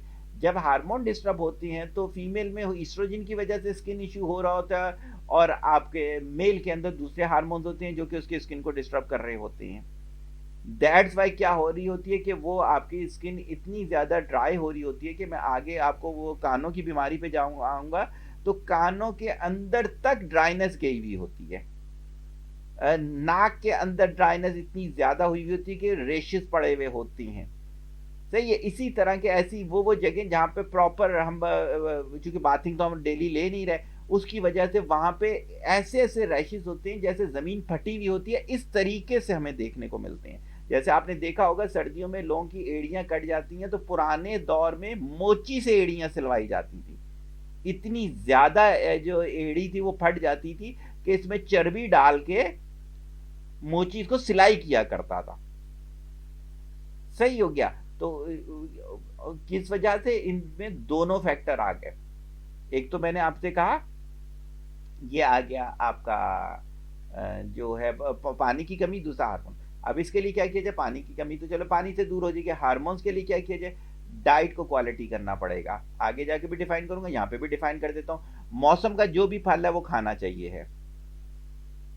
कितना खाना चाहिए कोई लिमिट नहीं होती, हाँ, अनटिल जब तक आप बीमार ना हो। बीमार से मुराद ये, फॉर एग्जाम्पल ऑरेंज आया, मैं 3 खाता हूँ, मैं 3 ऑरेंज खाने से दिन में नहीं होता बीमार। कोई दूसरा शख्स है वो 1 ऑरेंज खाने से हो जाता है, तो उसके लिए लिमिट 1 ऑरेंज हो गई। सही हो गया। तो क्या है कि मौसम के फल खाने चाहिए। फिर क्या है कि हार्मोनल कुछ डाइट्स होती हैं, फ्लैक्सीड खाने चाहिए हैं आपका जो उसमें अगर हम ले लें सर्दियों के अंदर और क्या क्या आ जाएगा। पोमीग्रेनेट बहुत अच्छा है अभी तक, तो वो खाया जा सकता है, एंटीऑक्सीडेंट है। सेब तो पूरा साल मिलता रहता है, वो खाया जा सकता है। बनाना पूरा साल मिलता रहता है, वो खाया जा सकता है। वाटर वाले फ्रूट जितने भी हैं वो भी खाए जा सकते हैं। तो ये वाली चीज़ जो है ये आपको बहुत ज़्यादा सपोर्ट करेगी स्किन के बेहतर के लिहाज से। हाँ, इसमें ऊपर अगर आप कोई भी मॉइस्चराइज़र लगा लेते हो तो इट्स नॉट बैड, कोई बहुत बड़ी डील नहीं है। लेकिन आप यकीन करें इसका 1% सिर्फ फ़ायदा होता है। मेरे पास ऐसे लोग मौजूद हैं जो दिन में 5-5 दफ़ा पूरी बॉटल लगाते थे और 10 मिनट के बाद उनकी बॉडी दोबारा ड्राई हुई भी होती है, बिकॉज ऑफ हार्मोनल। यार वो इस चीज़ को मान ही नहीं रहते कि ये सारा उनका हार्मोन का किया धरा है। और इसी के बजाय मैं ऐसे भी लोग आपको दिखाने को तैयार हूं, को पूरी सर्दियां गुजार देते हैं, कोई लोशन नहीं लगाते। आज से 4 साल पीछे चले जाएं तो 22 साल तक मैंने कोई क्रीम यूज नहीं की, कभी भी नहीं की। तो कोई ऐसा प्रॉब्लम मेरे साथ नहीं हो रहा होता था। तो दैट्स वाई डाइट का जो है वो ये है कि जिसमें फ्रूट्स इंटेक बहुत अच्छा होना चाहिए, आपका वाटर इंटेक बहुत अच्छा होना चाहिए है। बाहर की जितने भी ये जो वो है होटलिंग है, जंक फूड वगैरह, ये सारे के सारे जहर होते हैं। इसके साथ तो बहुत मुश्किल हो जाता है मैनेज करना डाइट प्लान, तो उसको तो मैं क्रॉस ही करता हूँ। इसमें किसी ने कोई सवाल करना हो?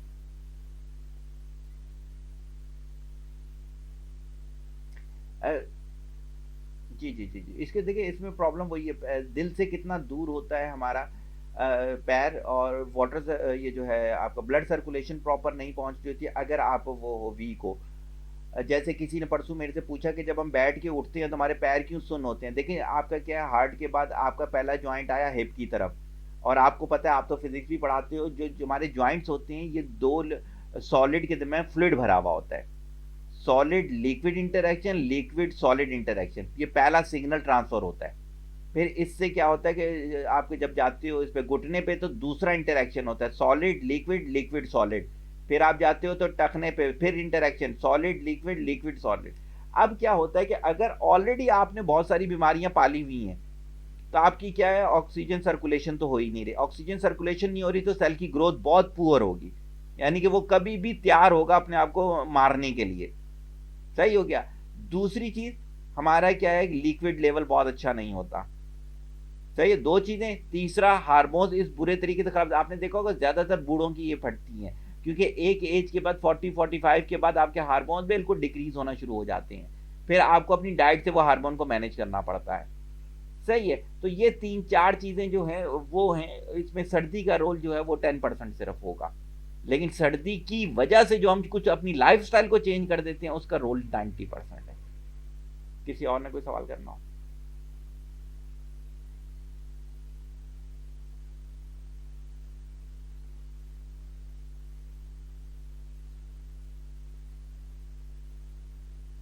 क्या? अच्छा, इसमें इसमें दो दो दो वजूहात होंगी। एक तो ये है कि मैंने ऐसी ख्वातीन देखी हैं जो कि ना घरों पे काम कर रही होती हैं, यानी कि अपने ही घर पे वो डिटर्जेंट से उनको एलर्जिक होती है। आप केमिकल तो यूज़ करोगे ही करोगे, बर्तन को धोने के लिए केमिकल यूज़ करोगे, आप कपड़े धोने के लिए केमिकल यूज़ करोगे, आप वॉशिंग के लिए, तो वो सारी होता है, तो वो सेंसिटिव होती हैं। तो मेरे पास ऐसी जो जवान लड़कियां थी उनकी फिर मुझे ट्रीटमेंट करनी पड़ी पहले, कि उनकी ये सेंसिटिविटी खत्म करनी पड़ी। बल्कि मेरे जहन में जो लड़की आ रही है वो इतनी सेंसिटिव थी, वो एयर रिंग नहीं पहन सकती थी, वो उसने आज तक वो चूड़ी नहीं पहनी थी। जब मेरे पास आई थी उसकी 26 साल उम्र थी, पूरे 26 साल में उसने ईद वगैरह पे भी चूड़ी नहीं पहनी थी कभी। कहती मैटर मेरे जिस्म को लगता है और मेरे साथ ये प्रॉब्लम शुरू हो जाता है। तो क्या हुआ, पहले उसकी अल्हम्दुलिल्लाह ट्रीटमेंट हुई और शादी में उसने पूरा अपना जेवर पहना, अल्लाह का शुक्र है कोई कोई मसला नहीं हुआ। तो ये क्या है, ये एक दूसरा केस हो जाता है, ये सिर्फ सर्दियों का नहीं है। हाँ, कईयों का आपने देखा होगा कि सर्दियों में ना हाथों और पैरों की स्किन पूरी सांप की तरह उतरती है, ये थायराइड का केस होता है। तो ये एक और डायमेंशन हमारी अलहदा हो गई कि जब बहुत ही यूनिक कोई बीमारी होगी तो फिर उसका केस भी यूनिक हो जाएगा। तो उसमें क्या होगा, ऐसी डाइट यूज करनी पड़ती है जो थायराइड को इम्प्रूव करवा दे। किसी और ने कोई चीज पूछनी है? Okay, come to the point. तीसरा इसी जनरल प्रॉब्लम के अंदर मैंने लिखा हुआ है आपका, the process of eating and digesting food can actually increase our body temperature slightly, so it's natural that our body would signal for us to eat more as। अच्छा, बेसिकली हम उस तरह के एनिमल से मैंने कहा बिहेव कर रहे हैं कि हम अपना अपना बॉडी टेम्परेचर कंट्रोल करना है। तो उसमें जैसे इंटरनल टेम्परेचर अगर थोड़ा सा और इंक्रीज होता है तो जिसकी वजह से खुराक वगैरह जो है वो जल्दी हजम होना शुरू हो जाती है, तो हमें भूख बहुत ज्यादा लगती है। अब इसका तरीकाकार जो होता है वो ये होता है कि आपने हर दफा वही खाना नहीं खाना जो आपने रखा हुआ है, उससे तो वेट गेनिंग शुरू हो जाएगी और दूसरे तीसरे मसले शुरू हो जाएंगे।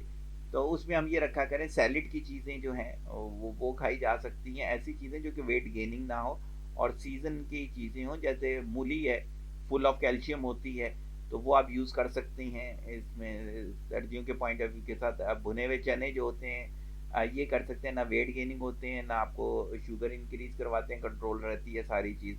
तो इन दोनों चीज़ों का आप इस्तेमाल कर सकते हैं। अगली मेरी स्लाइड है वो ये है कि आपका कि सर्दियों में नज़ले का हो जाना। सही हो गई, ये सबसे कॉमन होती है कि सर्दियां आई नहीं कि बच्चों के नाक बहना शुरू हो गए। अब इसके साइन एंड सिम्टम की तरफ हम आ जाते हैं कि क्या साइन होता है।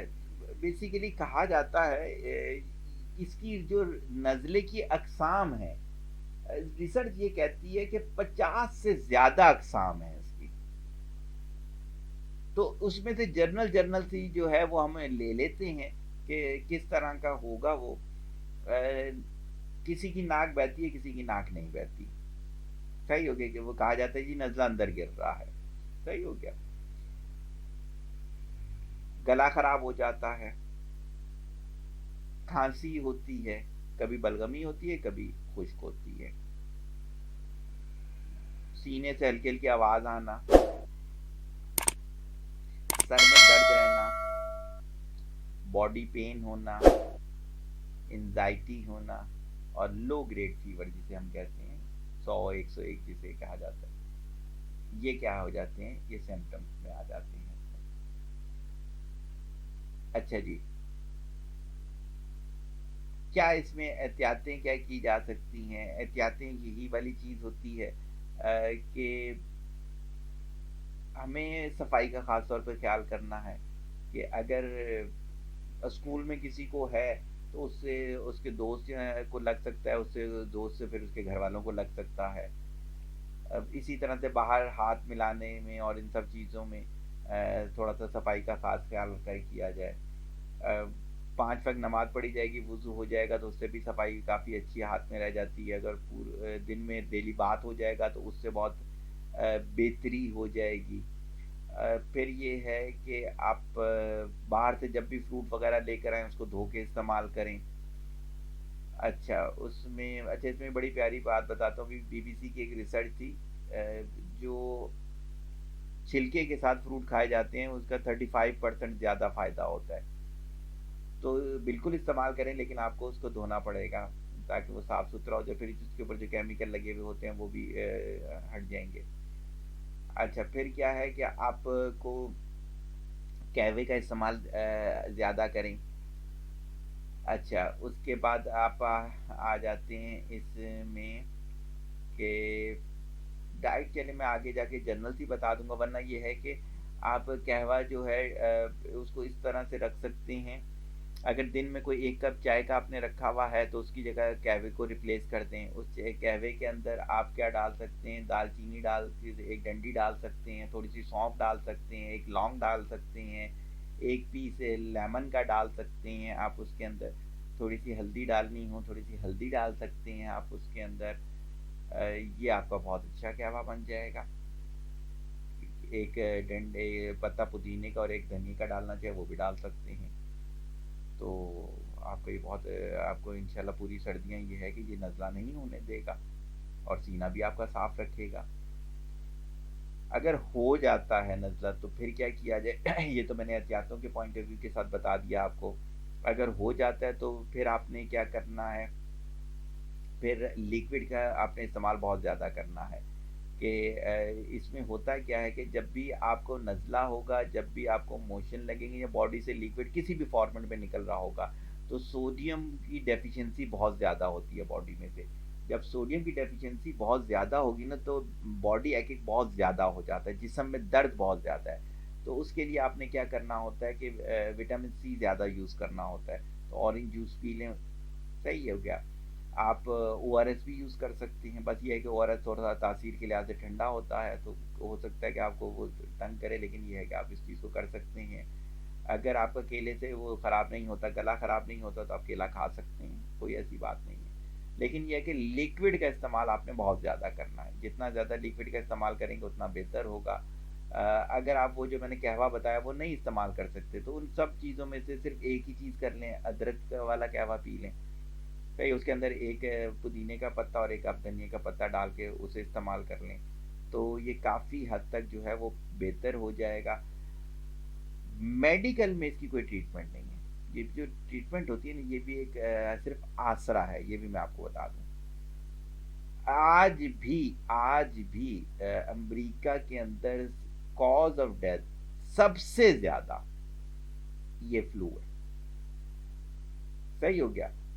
अब उसमें जो है वो वैक्सीन लगती है तो वो पूरे साल के लिए होती है, लेकिन वैक्सीन का एक साइड इफ़ेक्ट है जो कि कोविड वैक्सीन में मुझे बहुत ज़्यादा देखने को मिला। मैंने पहले सिर्फ़ इंडिया की रिसर्च पढ़ी थी, लेकिन अब मैं अपने पेशेंट्स को भी देखते हुए बिल्कुल गारंटी के साथ कह सकता हूँ कि उन्होंने इम्यून सिस्टम को बहुत ख़राब कर दिया। मेरे ऐसे पेशेंट जो कि आम बीमारी को अल्हम्दुलिल्लाह उनकी बॉडी कुछ समझती ही नहीं थी, लेकिन क्या है कि इसके जब से उन्होंने कोविड की वैक्सीन यूज़ किया, अब उनकी बॉडी रिस्पॉन्स चेंज हो गया। तो आप ये इसकी वैक्सीन तो लगवा सकते हैं, पाकिस्तान में भी लगती है, आसान में कराची में बिल्कुल लगती है। आप सीज़न शुरू हो, आप उसकी शॉट लगवा लें। लेकिन फिर ये है कि आपकी बॉडी की इम्यूनिटी थोड़ी सी वीक हो जाएगी। इम्यूनिटी हम स्ट्रॉन्ग करने के लिए वैक्सीन के बजाय हम डाइट पे जाएंगे, जो कि मैं इंशाल्लाह आगे बताता हूँ, यहाँ तक किसी ने कोई सवाल करना हो।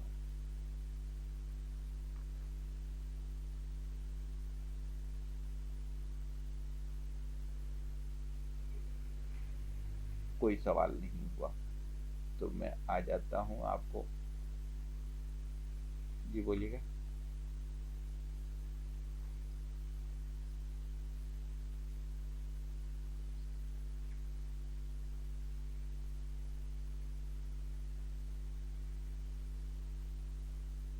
कसूर किस कैसे हैं? आ, आप लोग जो इतनी इतनी फीसें लेते हो हम लोगों से, तो आप बोल दो ना कि हम लोग कुछ नहीं कर सकते, घर बैठे रहो, सिर्फ दुआ करो। फिर हमारे मौलवियों के पास आने दो पेशेंट को, फिर हम निपट लेंगे। अच्छा, मेरा कहने का जो मकसद है वो है ये कि हमारे पास अभी रिसर्च उस लेवल पर नहीं है। तो बजाय इसके कि हम उसकी तरफ जाएं और ज़्यादा एक्सपेरिमेंट में अपने आप को ज़ाया कर दें, हम क्या करें कि हम अपनी डाइट में ऐसी चीज़ें लेकर आ जाएं जो एंटी वायरल भी हो और एंटी बैक्टीरियल भी हो। तो हमें इन सब जाने की ज़रूरत ही नहीं पड़ेगी। आप अदरक लहसुन और प्याज का इस्तेमाल अपने हर खाने के साथ करें, पका हुआ नहीं, कच्चे की बात करूँगा, रॉ की बात करूँगा। प्याज, अदरक, लहसुन, प्याज में वाइट वाला जो मेडिकेटेड प्याज है, आप इसको यूज़ करें। आप जो है इसको लेमन को इस्तेमाल करें, आप पुदीने का, धनिए का इस्तेमाल करें, सही है।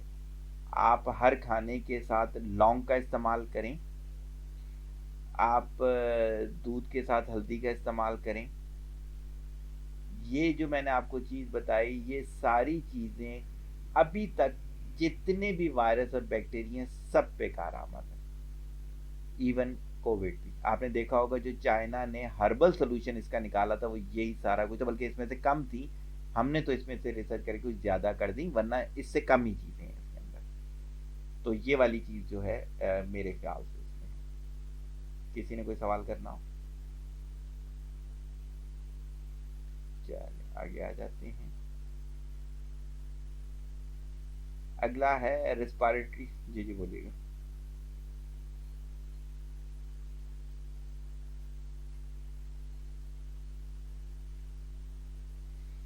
बॉडी टू बॉडी, देखिए बॉडी टू बॉडी जो है ना, वो वेरी करेगी चीज़।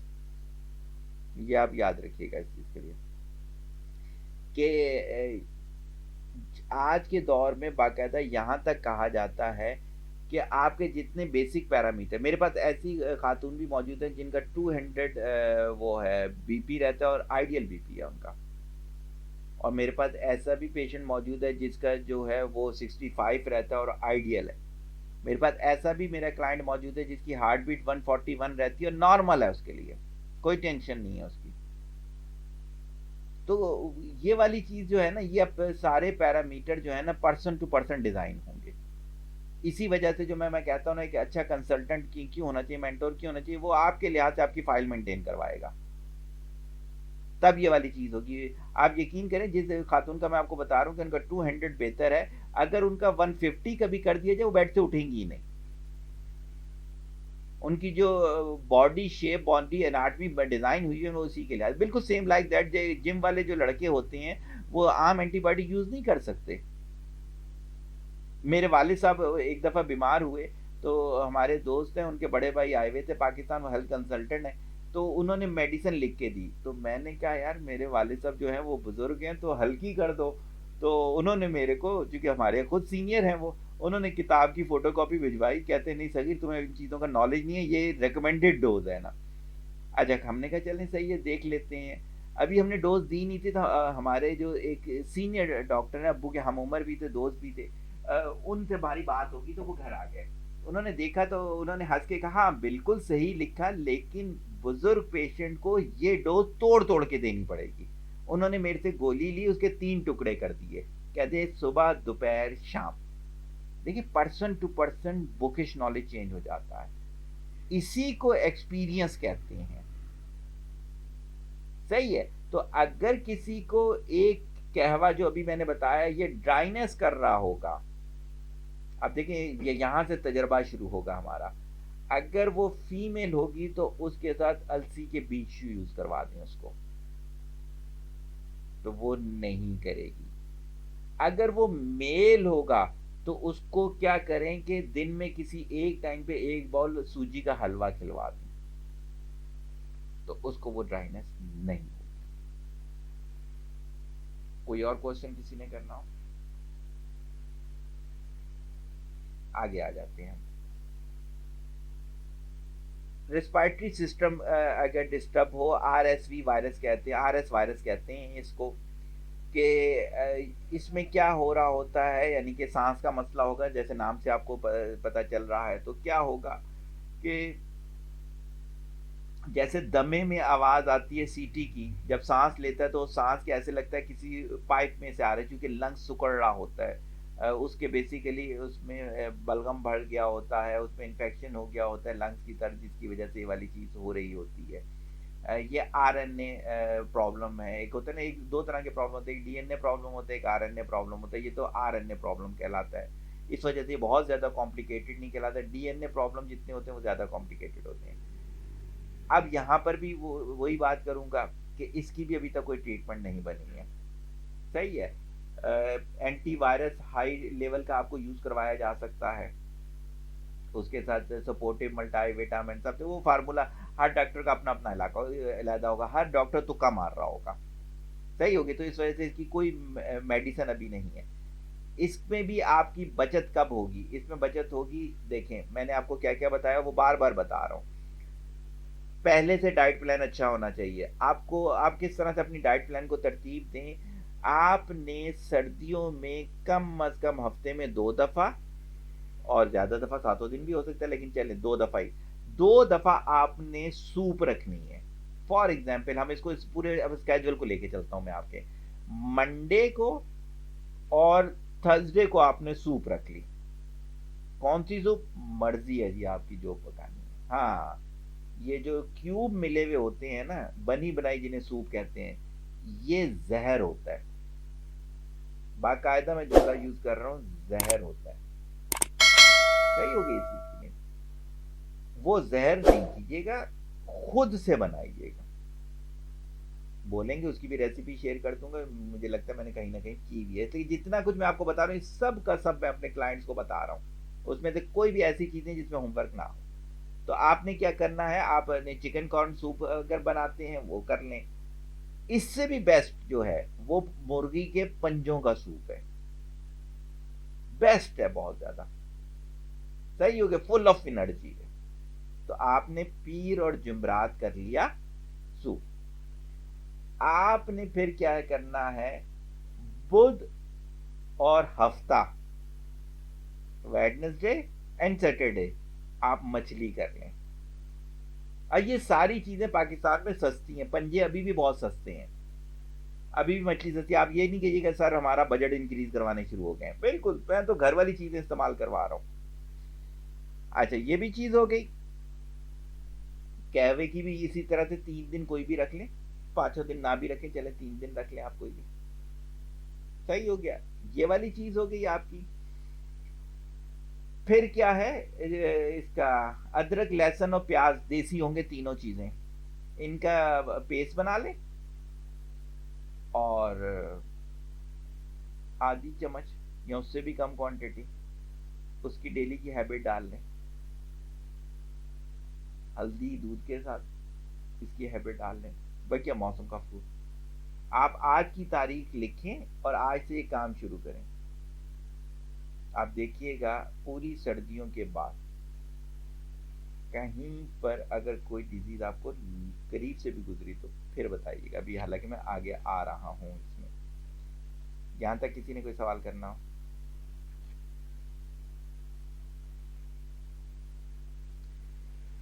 अच्छा, इसके बाद एक और वायरस हमने लिया, नोरो वायरस कहते हैं इसको।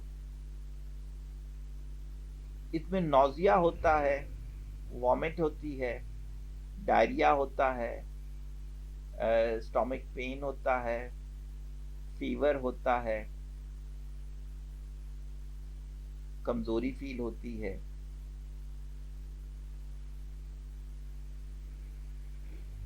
कोई इसकी वैक्सीन अवेलेबल नहीं है, कोई इस तरह की डायरेक्ट ट्रीटमेंट उस तरह से नहीं है इसकी भी। अ, गंदगी की वजह से होता है, खाना प्रॉपर, जैसे मैंने बताया था, बाहर से सब्जी आए, वो गंदी हो, सही धुली भी ना हो, आपने धोई नहीं उसको, उसकी वजह से हो गया। या आपका जो पानी था, हमारे घरों पे जो पानी आता है ये भी इतना वो नहीं होता, इसको आपको बॉईल करना पड़ता है, वो आपने बॉईल ना किया हुआ हो, उसके साथ से ये मसला हो जाता है। आपने बाहर से आए गंदे हाथों के साथ ही पकाना शुरू कर दिया, उसकी वजह से हो जाता है। आम तौर पे घरों में नहीं होते, बाहर ही से आ रहा होता है ये वाला वायरस जो है। परेशान कुन जरूर है, जितने भी हैं ये सारे के सारे बिगड़ के बहुत ज्यादा परेशान कुन बन जाते हैं। अगर आप अपनी डाइट जो मैंने बताई ये डाइट रखें, लिक्विड इनटेक ज्यादा रखें, ब्रीथिंग एक्सरसाइज मैंने कहा हर नमाज के बाद, प्रेशर पॉइंट्स हर नमाज के बाद। मसाज थेरेपी पे मैं भी नहीं आ रहा, इसलिए कि कुछ को आती है करना अपने आप को, कुछ को नहीं आती, वरना ये सब चीजें हो तो इसका ड्यूरेशन 3 दिन होगा। जितने भी अभी तक मैंने ऊपर से आपको बीमारियां बताई, सिर्फ हार्ट और किडनी वाले को छोड़ दें,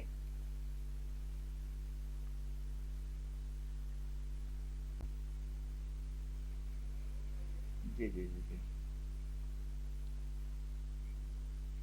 अच्छा खैर, मैं जनरल बोल रहा था, मैं दोबारा बोलता हूँ, अगर कोई आगे पीछे हो तो कोई मुझे बताए कि मैंने पहले क्या बोला था क्या।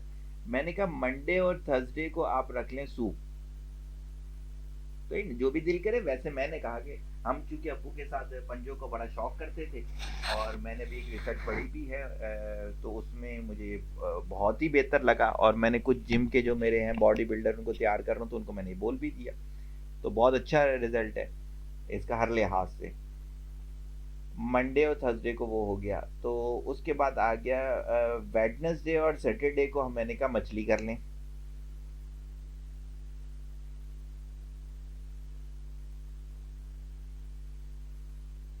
अच्छा, उसके बाद आ गया आपका, ये भी हो गया, ये हो गया। कहवे को किसी भी दिन में दरमियान में एडजस्ट कर लें। फ्रूट्स को अपने साथ जो भी मौसम के आपके अवेलेबल हैं वो आप एडजस्ट कर लें। फिर मैंने कहा कि ब्रीथिंग एक्सरसाइज और प्रेशर पॉइंट तो हर नमाज के बाद होंगे। बल्कि आप जैसे जो लोग हैं जो कि बाकायदा मेरे क्लाइंट लिस्ट में शामिल हैं, तो वो लोगों को मैं मसाज वगैरह सब बताता रहता हूँ, वो बिल्कुल होते रहे। वो तो मैं आप लोगों को जो सिखाया वो तो बाथिंग के टाइम भी आप लोग कर सकते हैं, तो इतना हल्का सा मसाज अल्हम्दुलिल्लाह, लेकिन ब्लड सर्कुलेशन बहुत अच्छी हो जाती है। तो ये एक पैटर्न सा आप लोगों ने अपनी लाइफ में रखना है, वरना फिर क्या है कि वही चीज़ है कि आप डॉक्टरों के रहमो करम पे, अगर आपके सामने ये है कि चौथी डिजीज मैंने बताई और मैंने कहा डॉक्टरों के पास, डॉक्टर खुद कहते हैं कि हमारे पास इसका सोल्यूशन नहीं है। ट्राइयाँ तो आप पे करेंगे, एक्सपेरिमेंट्स तो करेंगे, और उसमें क्या है कभी कभी तुक्का लग भी जाता है, लेकिन ये है कि वो गारंटेड तुक्का नहीं होता। किसी और ने कोई सवाल करना हो, जी बोलिएगा।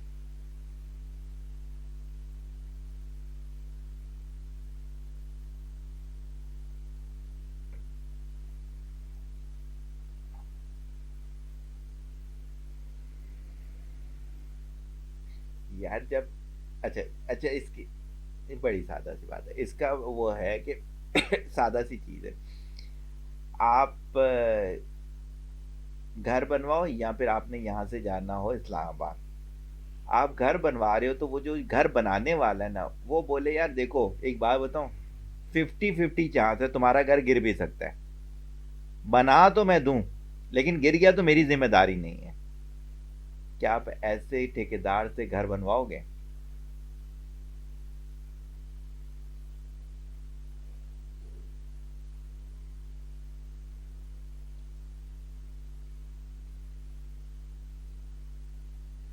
आप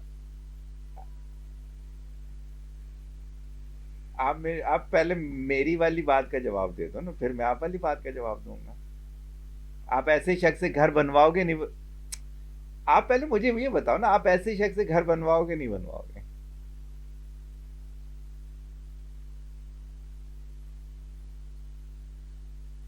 मैंने सवाल सिर्फ ये पूछा है कि वो शख्स आपसे कह रहा है कि 50% चांस है घर गिर भी सकते हैं और नहीं भी। अब आप यस और नो में मुझे बताओ सिर्फ। मैंने सिर्फ यस और नो पूछा है, सिर्फ यस और नो। तो भाई आप मुझे बता दो, यस और नो, इतनी सी बात है। नहीं, अब यहां पे समझो, बात बहुत इंपॉर्टेंट बात है। ये हो सकता है कि आपको लग रहा हो कि मैंने तंजन या मजाकन कहा, नहीं, हमारे साथ यही हो रहा है। वजह ये ऐसा नहीं है कि इनमें से किसी चीज की ट्रीटमेंट नहीं है, ये मैं भी बता सकता हूँ और आपको अरसा गुजर गया है मेरे साथ। मेरे पास अभी अभी के पिछले हफ्ते के 5 से 7 ऐसे क्लाइंट मौजूद हैं जिनकी बैक का इश्यू था और कराची के 11 डॉक्टर ने कहा था मेजर ऑपरेशन होगा। बोलोगे मैं नाम के साथ आपको बताऊंगा और वो लोग वीडियो में आपको बताएंगे, यानी कि बोलने को तैयार है। और अल्हम्दुलिल्लाह वो अब नॉर्मल लाइफ गुजार रहे हैं। हालांकि उन डॉक्टरों ने ये कहा था, एक तो जो है वो दवाई डॉट पीके का वो बहुत अच्छी लेवल पे बैठा हुआ है, तो उनके रिलेशन भी बहुत ज्यादा हैं डॉक्टरों से। उन्होंने कहा था वो बेवकूफ बना रहा है आपको जो ये कह रहा है, तुम जितना लेट करोगे उतना रिकवरी लेट होगी। और अल्लाह का शुक्र है, मेरे जितने भी कोविड के क्लाइंट थे, इटली से लेके पाकिस्तान तक 71 कंट्रीज के, किसी एक में एक को सिर्फ हॉस्पिटल जाना पड़ा था, वो इधर का था, कुवैत का। वो उस दिन मेरा रोजा खुल रहा था तो मैंने उसका फोन अटेंड नहीं कर पाया था, तो उसके दोस्त की डेथ हुई थी, तो उसका उसने वो भी डिप्रेशन अटैक हुआ था और वो अभी कोविड रिकवर नहीं हुआ, तो इसने समझा मेरी भी तबीयत खराब हो सकती है, वो उसके अलावा किसी को। तो ये वाली चीज आपका कहना ना कि हम डॉक्टरों को नहीं, आज के दौर में डॉक्टर रिसर्च करता ही नहीं है। आप भी डॉक्टर हो, डॉक्टर फैसल भी अंदर मौजूद हैं, एक आध और भी डॉक्टर मौजूद है, आप लोगों ने रिसर्च छोड़ दी है। दैट्स वाई मैं ये कहता हूं बाकायदा, विद ड्यू रिस्पेक्ट, मैं कहता हूं अल्लाह किसी को डॉक्टर के पास ना लेके जाए। ये बहुत बुरी लग रही होगी आपको बात, लेकिन एक हकीकत, हाँ, जब अच्छे डॉक्टर आना शुरू हो जाएंगे तो हमारा स्टेटमेंट चेंज हो जाएगी। आप कुछ कहना चाह रहे हो?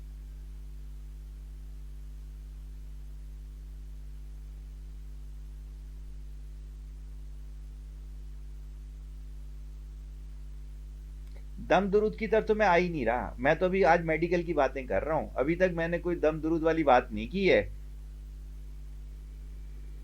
नहीं नहीं, मैं तो अभी मेडिकल पे आ रहा हूँ ना इस चीज के लिए। आप मुझे चले कोई एक ऐसा डॉक्टर बता दें जिसके पास मैं ब्लाइंडली पेशेंट भेज दूं, कोई एक बताएं, चलें, नाम लें, आज ओपन फोरम पे नाम लें। गायनी गायनी का नाम बता दें, चलें, छोड़ें, गायनी पर ही आ जाता हूँ।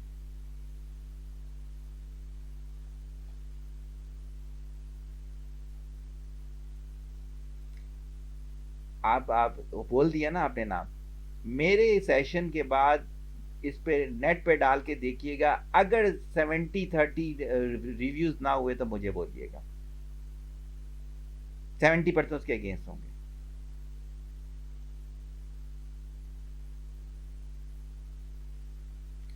100% की बात नहीं है, देखो जिंदगी मौत अल्लाह के हाथ में होती है, लेकिन जैसे मैं आपको छोटी सी बात बताऊं, आप क्योंकि आप कंसल्टेंट बन गए हो तो इस वजह से आपको ये चीज़ पता होनी चाहिए। अब जो मैं अगली बात करने जा रहा हूँ, होता ये है कि हम उस शख्स को एक अच्छा वो गिनते हैं, लेवल देते हैं उस शख्स को जो कि जब उसके सामने कोई प्रॉब्लम आए ना उसको कंप्लीट एक्सप्लेन कर सकता हो वो। सही है, जब हम कहते हैं ना तुक्का तुक्का, हम इस चीज को कहते हैं कि उसके पास कोई वो नहीं है, उसकी स्टडी नहीं है कंप्लीट, चाहे वो किसी भी चीज पे हो। तो दैट्स वाई ये वाली चीज जो है ना, वो इसी वजह से मजबूरी बन जाती, जो तो आपने बात की ना पीरों की, इसी वजह से वहां पे रश ज्यादा है कि हमारे इधर के डॉक्टर भी पीरों वाला काम ही कर रहे हैं, कि कागज लपेट के दे दिया कि ये तेरी जिंदगी बदली कर देगा। हम आ जाते हैं फ्लू की तरफ। अच्छा, फ्लू जो है ये भी क्या है, आपका एक बहुत बड़ा कॉज है दुनिया के अंदर इसमें डेथ का। और इन्फ्लुएंजा वायरस के तौर पर पूरा होता है, मसल खींचते हैं, फीवर होता है, हेडेक होता है, फटीक होता है, ड्राई काफ़ी होती है, रनिंग नोज भी होती है, गला भी ख़राब होता है। पहले इसका कोई डायग्नोस्टिक टेस्ट नहीं था, अब इसका डायग्नोस्टिक टेस्ट मौजूद है। इसमें भी यही चीज़ है कि मेडिकेशन तो कोई काम नहीं दिखाती है, क्योंकि डॉक्टर नाराज़ हो रहे हैं। मैं कह देता हूँ दिखाती है, लेकिन मुझे नहीं पता। तो उसमें ये है कि वाटर ज़्यादा से ज़्यादा यूज़ करना चाहिए है। अच्छा, फिर क्या है कि इसमें जो आपको काम आएंगी चीज़ें, डाइट में आप क्या कर सकते हो, सूजी का हलवा नीम गरम करके पतला, फुल उसकी जो विस्कोसिटी है वो ज़्यादा हो, वो आप इस्तेमाल कर सकते हो। पेट भर के खाना चाहिए वो वाली चीज़। हाँ, सालन जो है ये एसिडिटी ज़्यादा करेगा, ये बहुत ज़्यादा नहीं। हाँ, जब भी खाएं फ्लू के अंदर तो वो शोरबे वाला सालन खाएं, लाइट रोटी खाएं, पेट का मसला होता है इसके साथ साथ। अच्छा, ऑरेंज जूस बहुत ज़्यादा हेल्पफुल होगा इसके अंदर। एंटीऑक्सीडेंट पोमीग्रेनेट अनार बहुत ज़्यादा हेल्पफुल होगा इसके अंदर। अच्छा, तुर्श में ये भी ग्रेपफ्रूट बहुत ज़्यादा हेल्पफुल होगा इसके अंदर। अच्छा, उसके अलावा इसमें जो हेल्पफुल फ्रूट्स होंगे, कीवी बहुत ज़्यादा हेल्पफुल होगा इसके अंदर। बेरीज, किसी भी किस्म की बेरीज ले लें, बेरीज बहुत ज़्यादा हेल्पफुल होंगी इसके अंदर। अंडा अगर देसी हो, मुर्गी का हो जाए तो बहुत ही बेहतरीन है। मोहसिन भट्टी का प्रोग्राम आप देख सकते हैं देसी अंडे के मुतालिक, इसलिए कि बाज़ार में जो अंडा बिक रहा है वो देसी नहीं होता। वो ये जो होती है आपकी मिस्री मुर्गी जो होती है, उसके अंडे को जो होती है चाय की पत्ती से रंग करके बेच रहे होते हैं, तो उसमें कोई असर देसी वाला नहीं होता। देसी में ओमेगा 6 और ओमेगा 3 का फ़र्क है, इस वजह से मैं कह रहा हूँ वो है। लेकिन अगर वो ना मिले तो चलें, आप जो भी अंडा मिल जाए वो बॉईल करके इसमें खा सकते हैं। आप इसमें जो है अगर आपको शहद से एलर्जी नहीं है तो शहद के ऊपर दालचीनी का पाउडर डाल के आप खा सकते हैं। अ, शहद भी असली बहुत कम मिलता है। अब मैं यही चीज़ हर एक के साथ बोलूँगा तो आप लोग इस पे माइंड करोगे, लेकिन सच्ची बात है कि अरसा गुजर गए सारे काम करते हुए, इस वजह से बहुत है। जिनको दमे का मसला होता है उनको अगर शहद पे दालचीनी डाल के दी जाए बहुत अच्छा रिजल्ट है। लेकिन क्या है, बेरी का शहद है, इसका शहद है, उसका शहद है, जब उसको मैं टेस्ट करता हूँ वो शहद वाली चीज़ ही नहीं होती, शीरा लग रहा होता है वो। तो दैट्स वाई ये वाली चीज़ जो है वो है। अच्छा, उसके बाद आप इसके अंदर क्या कर सकते हो, आप कहवा जो मैंने बताया आपको, वो कहवा इसमें बहुत बहुत हेल्पफुल होगा आपका। अच्छा, अगर वो कहवा नहीं आप इस्तेमाल कर सकते तो आप क्या करें, सोने से पहले जो है सूखी अदरक, सूंठ जिसे आप कहते हैं, आप क्या करें कि 2 कप पानी लें, उसमें 1 इंच सूंठ डालें और उसको 2 से 3 बॉयल दे लें। अगर एक पत्ता आपने उसका भी डालना है पुदीने का, और एक पत्ता आपने डालना है इसका धनिए का, तो डाल सकते हैं। अच्छा, वरना नहीं भी डालते कोई इशू नहीं है। आप वो चीज़ कर लें और उसको जो है आप रात सोने से पहले आधा कप पी लें, उसके बाद आपने कोई पानी वानी नहीं पीना, तो उससे ये आपको बहुत अच्छा रिजल्ट देगा। अच्छा, अगर आपको फ्लू हो गया तो फिर सूप कौन सी वाली आपकी बहुत ज़्यादा बेहतर होगी, पंजों की तो होगी, लेकिन अगर आपको बकरे की गर्दन मिल जाती है तो आप उसकी सूप फिर इस्तेमाल करेंगे, वो इस फ्लू में आपको बहुत एक्स्ट्रॉर्डनरी रिजल्ट देगी। और इसके अंदर बकिया जो है, अगर ये थोड़ा बिगड़ना शुरू हो जाए तो फिर डॉक्टर से आप कम्बिनेशन यूज़ करवाएंगे। जिसका जितना एक्सपीरियंस होगा वो उस लिहाज से इसका कम्बिनेशन बनाएगा। और मैं आगे जाके कुछ दवाइयों के कम्बिनेशन भी आपके साथ शेयर कर दूंगा, ताकि आपको पता हो कि अक्सर होता ही है कि हम एक दफ़ा डॉक्टर के पास जाते हैं तो पता चल जाता है यार यही तो उसने एंटीबायोटिक यूज़ करनी है। ऐसा नहीं होता। आम तौर पे एंटीबायोटिक के साथ आपने पेन किलर, एंटीबायोटिक के साथ आपने एंटी एसिडिक यूज़ करनी होती है, आपने बी कॉम्प्लेक्स फार्मूला यूज़ करना होता है और हल्का फुल्का सा रिलैक्सर यूज़ करना होता है। ये कम्बिनेशन अक्सर मैंने वर्ल्ड में देखा है। हम लोग वो नहीं यूज़ करते तो उसकी वजह से हमारे साथ उतना अच्छा रिजल्ट भी नहीं आता और प्रॉब्लम भी आते हैं। तो ये एक छोटी सी फ्लू से रिलेटेड थी। इसमें किसी ने कोई क्वेश्चन करना हो?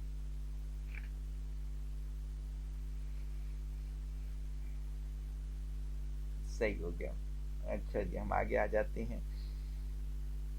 नमूनिया बहुत ज़्यादा वो है कि परेशान कुन चीज़ जो होती है, नमूनिया या डबल नमूनिया भी जिसे आप कह सकते हो, लाइफ थ्रेटनिंग डिजीज़ है। लंग्स का वो है, बैक्टीरियल वायरल अटैक है। तो क्या साइन एंड सिम्टम इसमें होते हैं कि आपका बलगम बनना शुरू हो जाता है, ग्रीन कलर का होता है, हाई ग्रेड फीवर हो रहा होता है, कपकपाहट जिस्म में बहुत ज़्यादा होती है। इसका मतलब ये कि बॉडी के अंदर एंडोथर्मिक रिएक्शन बहुत ज़्यादा इंक्रीज हो जाता है, पसीने आना शुरू हो जाते हैं, मसल पेन शुरू हो जाता है, बॉडी वीकनेस इतनी ज़्यादा हो जाती है कि आपका जो है चलना फिरना मुश्किल हो जाता है। इसकी वैक्सीन अवेलेबल होती हैं, वैक्सीन हो सकती है, बकिया इसकी ट्रीटमेंट मौजूद है, इसकी ट्रीटमेंट हो सकती है, मुख्तलिफ कम्बिनेशन है ट्रीटमेंट के अंदर। वो दोबारा वही बात करूँगा कि डॉक्टरों पे डिपेंड करता है। फिर ये भी होता है कि नमूनिया कितना बिगड़ चुका है, और इसमें बहुत ज़्यादा वेट नहीं करना चाहिए है। मेरा मशवरा इसमें यही होगा कि इसमें घर पे बैठ के ट्रीटमेंट ना की जाए। इसमें पहले दिन क्लिनिक होना चाहिए। अगर पहले दिन से कोई आपको बेहतरी नज़र नहीं आ रही थी, आपको फ़ौरन किसी भी रिलायबल हॉस्पिटल में विज़िट करना चाहिए है। ये इतनी ज़्यादा ख़तरनाक डिसीज़ है। इसमें किसी ने कोई सवाल करना हो?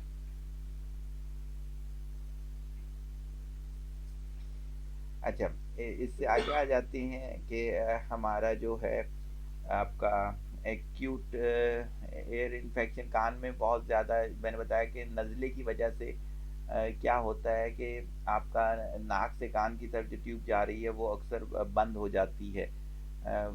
डॉक्टरों के पास इसका सिर्फ ऑपरेशन हल है। कोशिश ये करनी चाहिए स्टीम से खुल जाए तो बहुत बेहतर है। और फिर क्या होता है कि ये ड्राइनेस की वजह से और इसकी वजह से प्रॉपर सफाई ना होने की वजह से कानों का इन्फेक्शन सर्दियों में बहुत ज़्यादा बढ़ जाता है। स्मोकिंग की वजह से कानों में इन्फेक्शन बहुत ज़्यादा बढ़ जाता है। साइनस इशू की वजह से कान में इन्फेक्शन बहुत ज़्यादा बढ़ जाता है। तो इन सारी चीज़ों की वजह से कभी कभी यह है कि सुनाई भी कम देने लगेगा, और बैलेंस ख़राब हो जाता है बॉडी का। बहुत सारे प्रॉब्लम इससे जनरेट होती हैं। तो इसमें यह है कि प्रॉपर सफाई होनी चाहिए, ख़ासतौर पे जब भी नहा के निकलें तो लाजमन साफ़ करें, कॉटन बिड से साफ़ करें। वैसे वो इतनी अच्छी सफाई यूज़ नहीं करता। इसके लिए जो इंस्ट्रूमेंट्स आते हैं वो आमतौर पे मिल जाते हैं और वो इतने नुकसानदेह नहीं होते। घरों पे रखने चाहिए वो। अ, वो वाले वैक्यूम वाले भी मिल जाते हैं और दूसरे इंस्ट्रूमेंटल भी मिल जाते हैं, उनसे सफाई होती रहनी चाहिए है। या फिर एक और काम करना चाहिए, हफ्ते में एक दफ़ा जो है जो हाइड्रोजन पर ऑक्साइड मिलती है जो सफाई के लिए, तो वो सोते वक्त ये दो दो ड्रॉप जो है दोनों कानों में डाल दिए जाएं और सुबह उठ के अच्छी तरह साफ़ कर दिया जाए, तो वो बहुत अच्छी सफाई हो जाएगी। लेकिन क्या है कि सफाई होते रहने चाहिए। और डाइट में मैं जैसे चीज़ें मैंने आपको बताई हैं वो सारी चीज़ें इस्तेमाल होनी चाहिए। उससे फिर क्या होगा, जबकि ड्राइनेस होगी ही नहीं तो ऐसी जगहों पे प्रॉब्लम नहीं होगा कि नाक कान वगैरह बच्चे सारी चीज़ें। जब इन्फेक्शन हो जाएगा तो आपको डॉक्टर को ज़रूर विज़िट करना चाहिए, इसलिए देखना पड़ता है कि बैक्टीरियल फंगस हुआ है या फिर वायरस ने कोई इन्फेक्शन क्रिएट किया है। और फिर उसको देखते हुए डॉक्टर जो है दोनों तरह की दवाइयाँ दे सकता है। इसमें किसी ने कोई सवाल करना हो? जी बोलिए।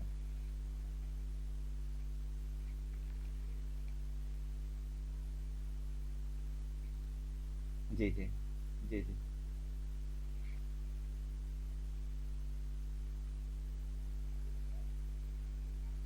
जी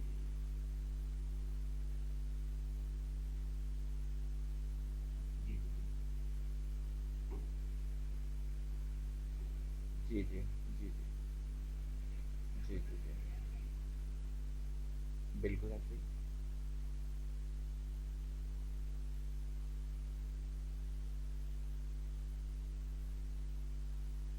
बिल्कुल सही। बिल्कुल सही है।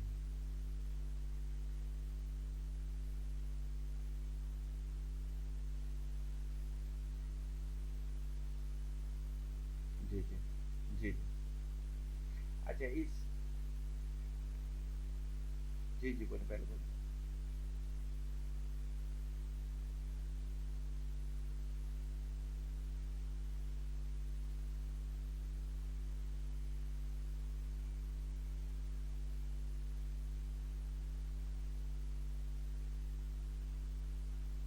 सही है, सही है। बिल्कुल एक एक ड्रॉप कर लें आप।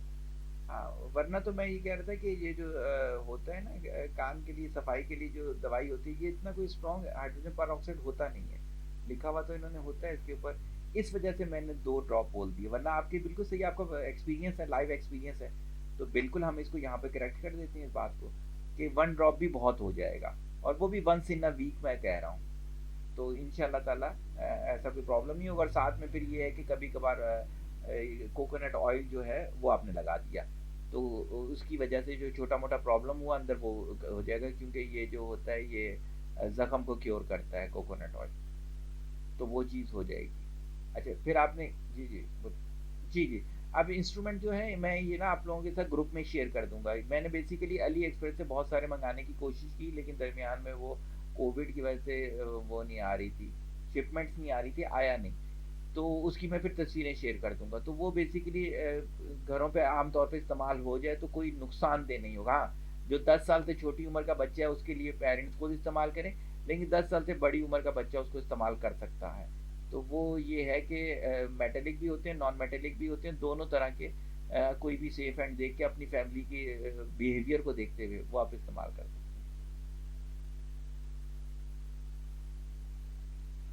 अच्छा, इसके बाद आ जाते हैं हम जिसे कहते हैं स्टोमिक फ्लू। बेसिकली मरोड़ पड़ना, क्रैम्प्स पड़ना, ये भी सर्दियों में एक आम तौर पर होता है।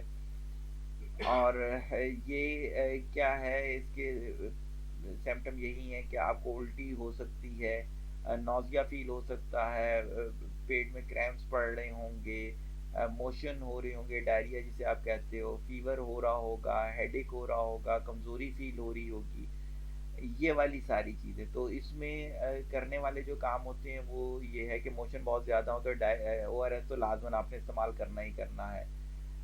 फिर आपने क्या करना है इसमें, आपने 3 केले लें, 1 पाव दही लें, उसके अंदर 3 से 5 चम्मच जो है आप शुगर डालें, एक पूरी प्लेट बना के एक वक्त में खा लें। उसके बाद अगर आपका जो मोशन सही नहीं होते तो आपने अगले टाइम भी वही खाना है, या खिचड़ी खाएंगे, लाइट खुराक खाएंगे, आप हैवी नहीं यूज़ करेंगे। इसका ड्यूरेशन 1 to 3 डेज होता है। अगर आप लिक्विड अच्छा रखें, जिस तरह की चीज़ें मैं बता रहा हूँ इसको खाएं। अच्छा, उसके बाद पेट का मसाज करेंगे और पिंडली का, काफ का मसाज करेंगे, नेसेसरी होता है। यहाँ पे प्रेशर पॉइंट्स होते हैं, यहाँ पे गिलिट्स बन जाते हैं। ये अगर आप मेडिसिन से ट्रीट करें वो गिलिट्स नहीं जाते तो प्रॉब्लम करते हैं। तो आप अगर मेडिसिन से भी इसकी ट्रीटमेंट करेंगे तो आपने इसमें ये चीज़ लाजमन करनी है जो मैंने आपको बात बताई। तो उससे क्या हो जाएगा कि विद इन 3 डेज आप बिल्कुल ठीक हो जाएंगे, खाना आपका दूसरे दिन से ठीक हो जाएगा, और कमज़ोरी 3 दिन के बाद बिल्कुल नहीं होगी। इसमें किसी ने कोई सवाल करना?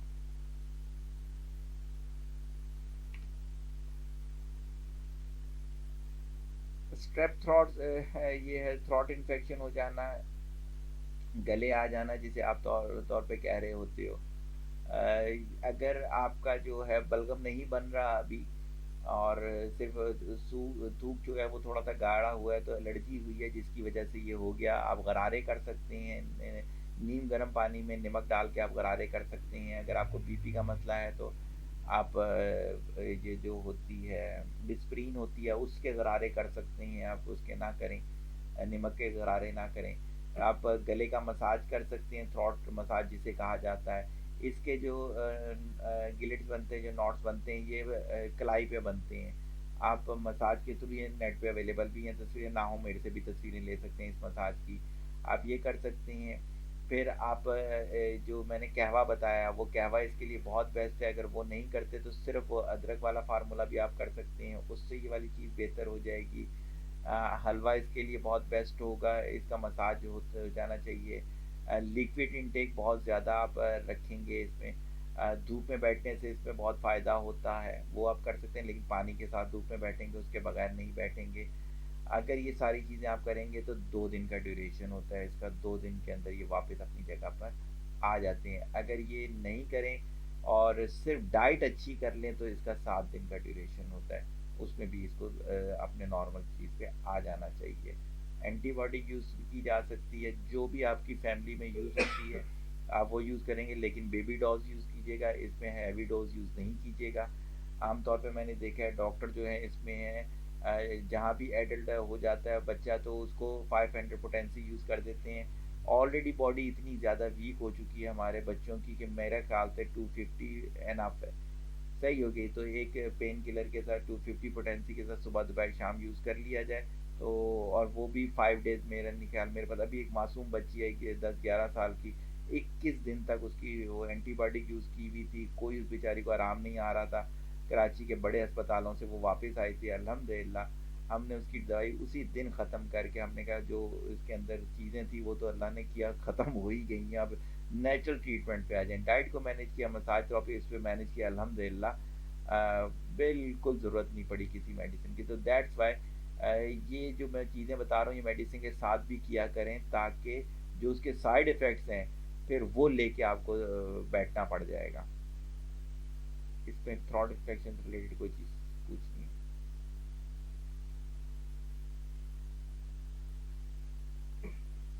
इससे अगली स्लाइड जो मेरी है वो है कि एयर पोल्यूशन को मैंने बताने की कोशिश की है। सर्दियों में बेसिकली क्या होता है, हैवी इन्वायरमेंट होता है कि जो जब धूप पड़ती है, जो मैंने शुरू में बताया कि धूप काफ़ी ज़्यादा गर्म होती है सर्दियों की, तो ये जो कचरा होता है वो एवोपोरेट होता है। एवोपोरेट होके वो ऊपर जब जाता है तो ऊपर जो है वो लेयर होती है जिसकी वजह से वो ऊपर नहीं जा सकता। गर्मियों में वो उससे बहुत ज़्यादा ऊपर चला जाता है।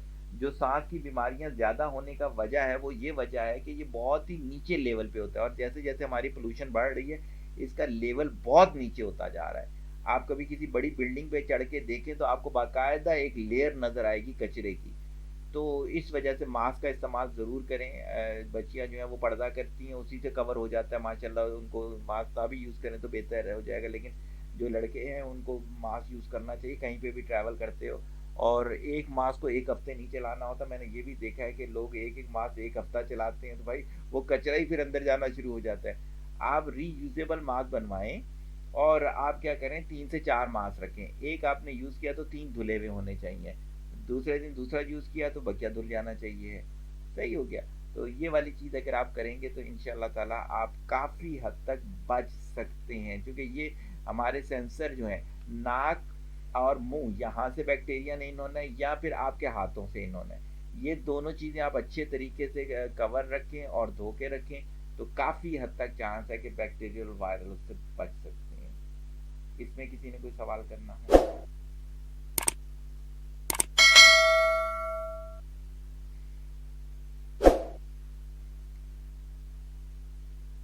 विंटर इलनेस के लिहाज से टिप्स की जो बात लिख दी हमने, डाइट, एक्सरसाइज, आपका लिक्विड का बहुत अच्छा होना,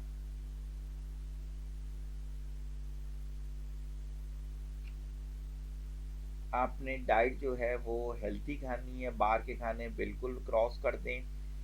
और उसके बाद आ गया आपने फ्रूट्स जो मौसम के हैं वो रेगुलर यूज़ करने हैं, लिक्विड अच्छे से अच्छा यूज़ करना है, पानी को नीम गर्म जो मैंने तरीका बताया उस तरह से इस्तेमाल करें।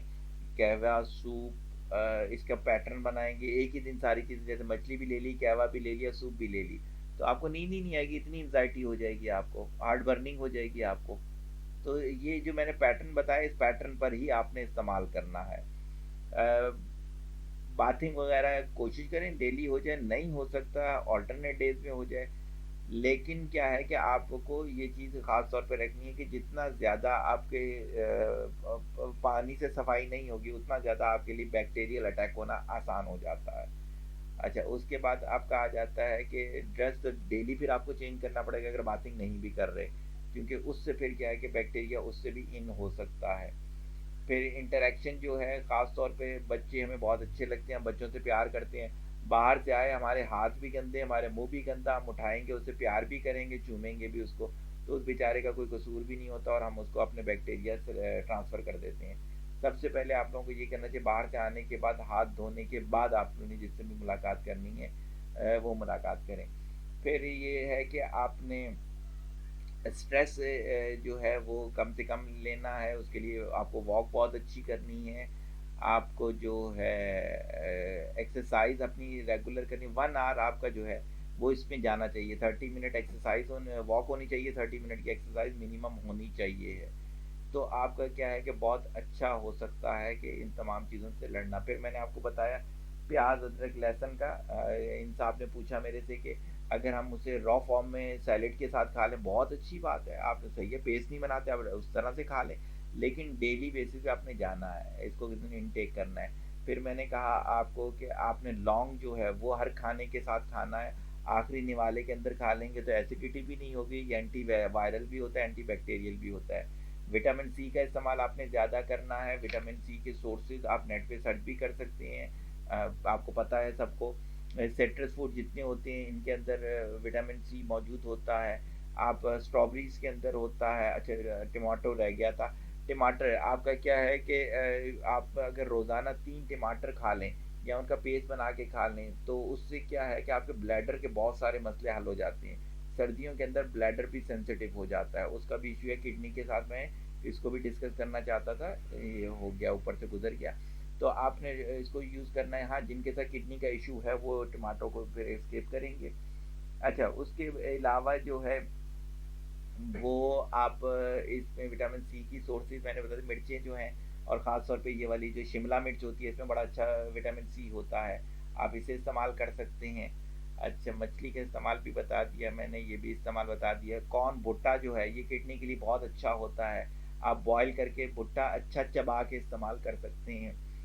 अच्छा उसके अलावा आप क्या क्या है, फ़िश अगर कोई इस्तेमाल नहीं कर रहा तो फ़िश ऑयल कैप्सूल यूज़ किया जा सकता है, लेकिन फार्मूला वही होगा, हफ्ते में 2 दफ़ा इस्तेमाल किया जाएगा। और अगर किसी को लगता है कि वो ऑलरेडी वीक है तो फिर आपने फ़िश ऑयल कैप्सूल हफ्ते में 2 दफ़ा, तो 1 दफ़ा विटामिन B12 500 IU वाला आपको इस्तेमाल करना पड़ जाएगा, और डाइट से कर सकें, कलेजी के अंदर विटामिन B12 होता है वो इस्तेमाल कर सकते हैं। अच्छा उसके अलावा पालक और सरसों बहुत अच्छी है, सरसों का साग सर्दियों में इस्तेमाल किया जा सकता है, बेहतरीन चीज़ है, बेहतरीन चीज़ है, आप उसे सर्दियों में रख सकते हैं, हफ्ते में 1 दफ़ा या महीने में 2 दफ़ा। आप पालक जो है उसको बॉयल करके उसके अंदर ये प्याज वगैरह और ये टमाटर वगैरह डाल के एक बाउल अगर रोज़ाना खाएंगे आपकी हड्डियाँ बहुत अच्छी मजबूत होंगी। उसके अलावा एक चीज़ होती है फुल मखाने होती है, वो आप लोगों को बनाना नहीं आते होंगे, उसकी फिर मैं रेसिपी बताता भी नहीं हूँ, हालांकि वो भी बड़ी अच्छी चीज़ होती है। अब आप लोग ही कुछ पूछ लो, मैं तो ख़त्म करने की तरफ जा रहा हूँ, मैंने तो बहुत बोल दिया। हाँ जी क्वेश्चन है तो बताएं, वरना मेरे पास लास्ट स्लाइड है इन अ नटशेल। Any question? कोई क्वेश्चन नहीं आ रहा था। अच्छा अब वन बाय वन आप लोग मुझे बताएं कि मैं नाम लेता जाऊंगा, आप सब ने मुझे बताना है कि आज के सेशन से कितनी अवेयरनेस लेवल आपका इंक्रीज हुआ, 1 to 10। 1 सबसे लीस्ट नंबर होगा, 10 सबसे अच्छा नंबर होगा। हम शुरू करते हैं ज़िया भाई से। ज़िया भाई।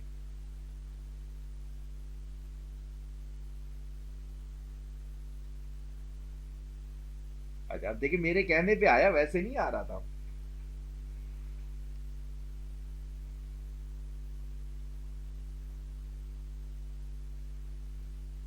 जी हाँ, जी हाँ, जी हाँ। जी जी जी।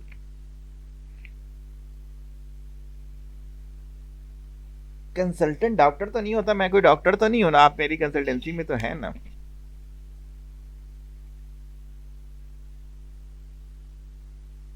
नहीं नहीं, आपको बस किसी सीनियर रिसर्चर के उसमें रहना है, अगर आप डॉक्टर के पास भी जाते हैं और वो रिसर्चर नहीं है तो आप फिर भी गलत कर रहे हैं। आपने बेसिकली के लिए रिसर्च, अगर खुद रिसर्चर बन गया तो फिर आपको जरूरत नहीं पड़ेगी, लेकिन जब तक आप खुद रिसर्चर नहीं है तो आपको एक रिसर्चर की जरूरत है।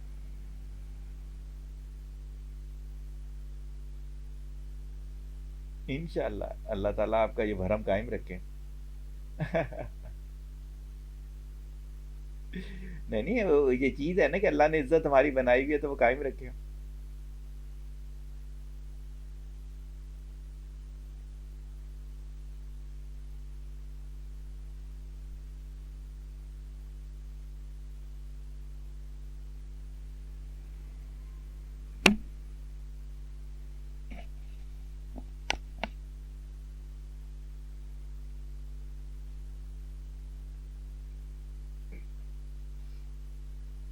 तो 1 to 10 में भी तो रेटिंग भी तो दे देना, सिर्फ तारीफ ही ना करें ना।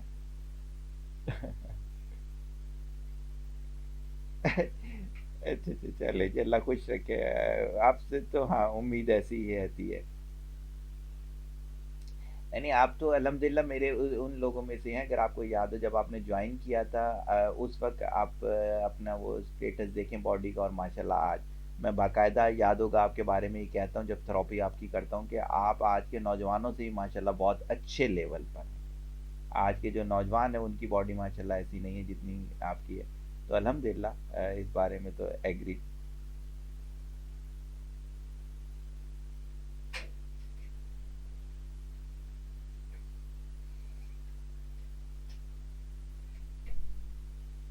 सही हो गया। चलें, डॉक्टर फैसल से आप पूछ लेते हैं जी। डॉक्टर फैसल।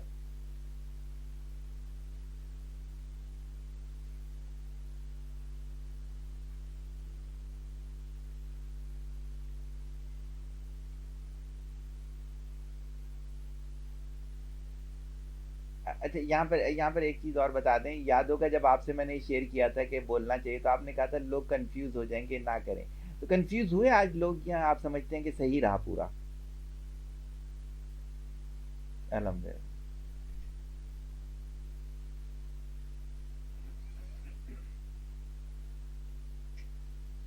चल चलो, थैंक यू। देंगे कोई 1 में से 10, या सही है, जनरल बता दिया आपने, बहुत है।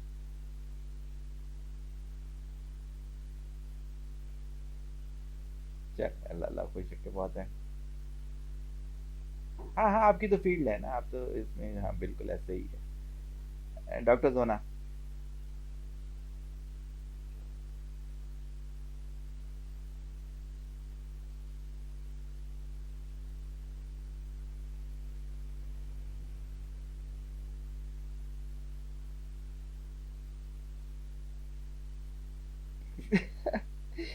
सही होगी जी, ये नंबर देते हुए पर्सनल नहीं होते, ये चीज़ याद रखें आप।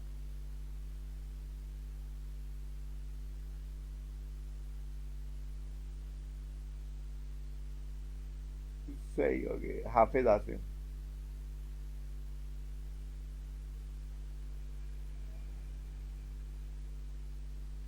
हाफिज आसिम गायब है। मरियम शेख।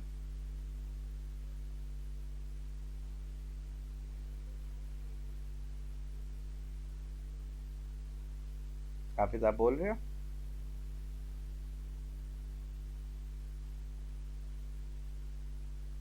नहीं। काब फारूक।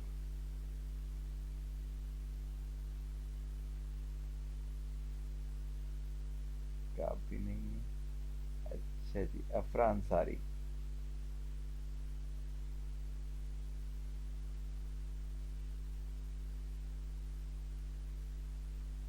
हाँ, काब आप बोल रहे हो?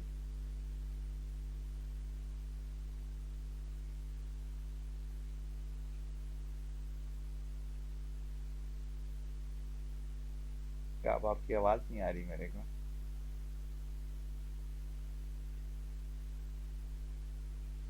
सही हो गया। अच्छा जी। अब कौन? काब आप बोल रहे हो? आपकी आवाज़ नहीं आ रही मुझे। अच्छा चलें, अफरा बता दें।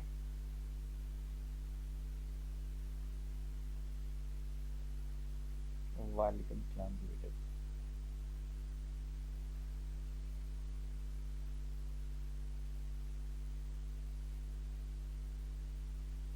Very good.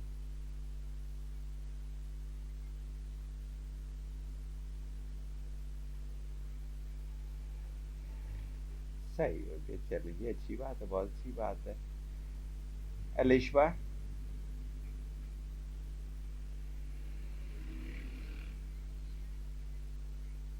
सही हो गया। आपको अवेयरनेस मिली है, इससे नहीं मिली?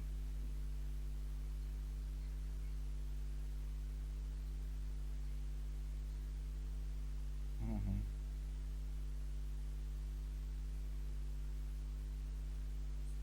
चलिए, तो बहुत अच्छी बात है। जी, मरियम शेख।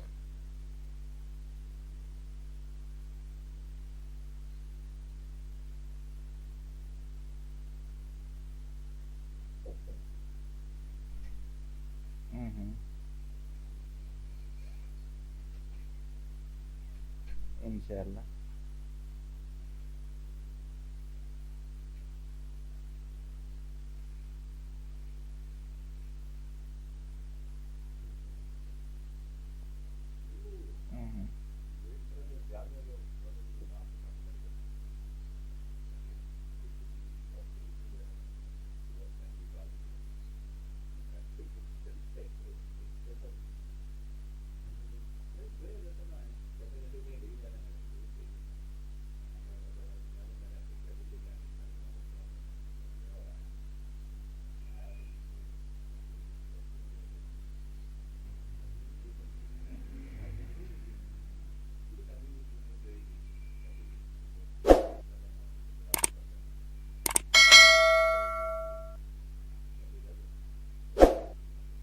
सही हो गया।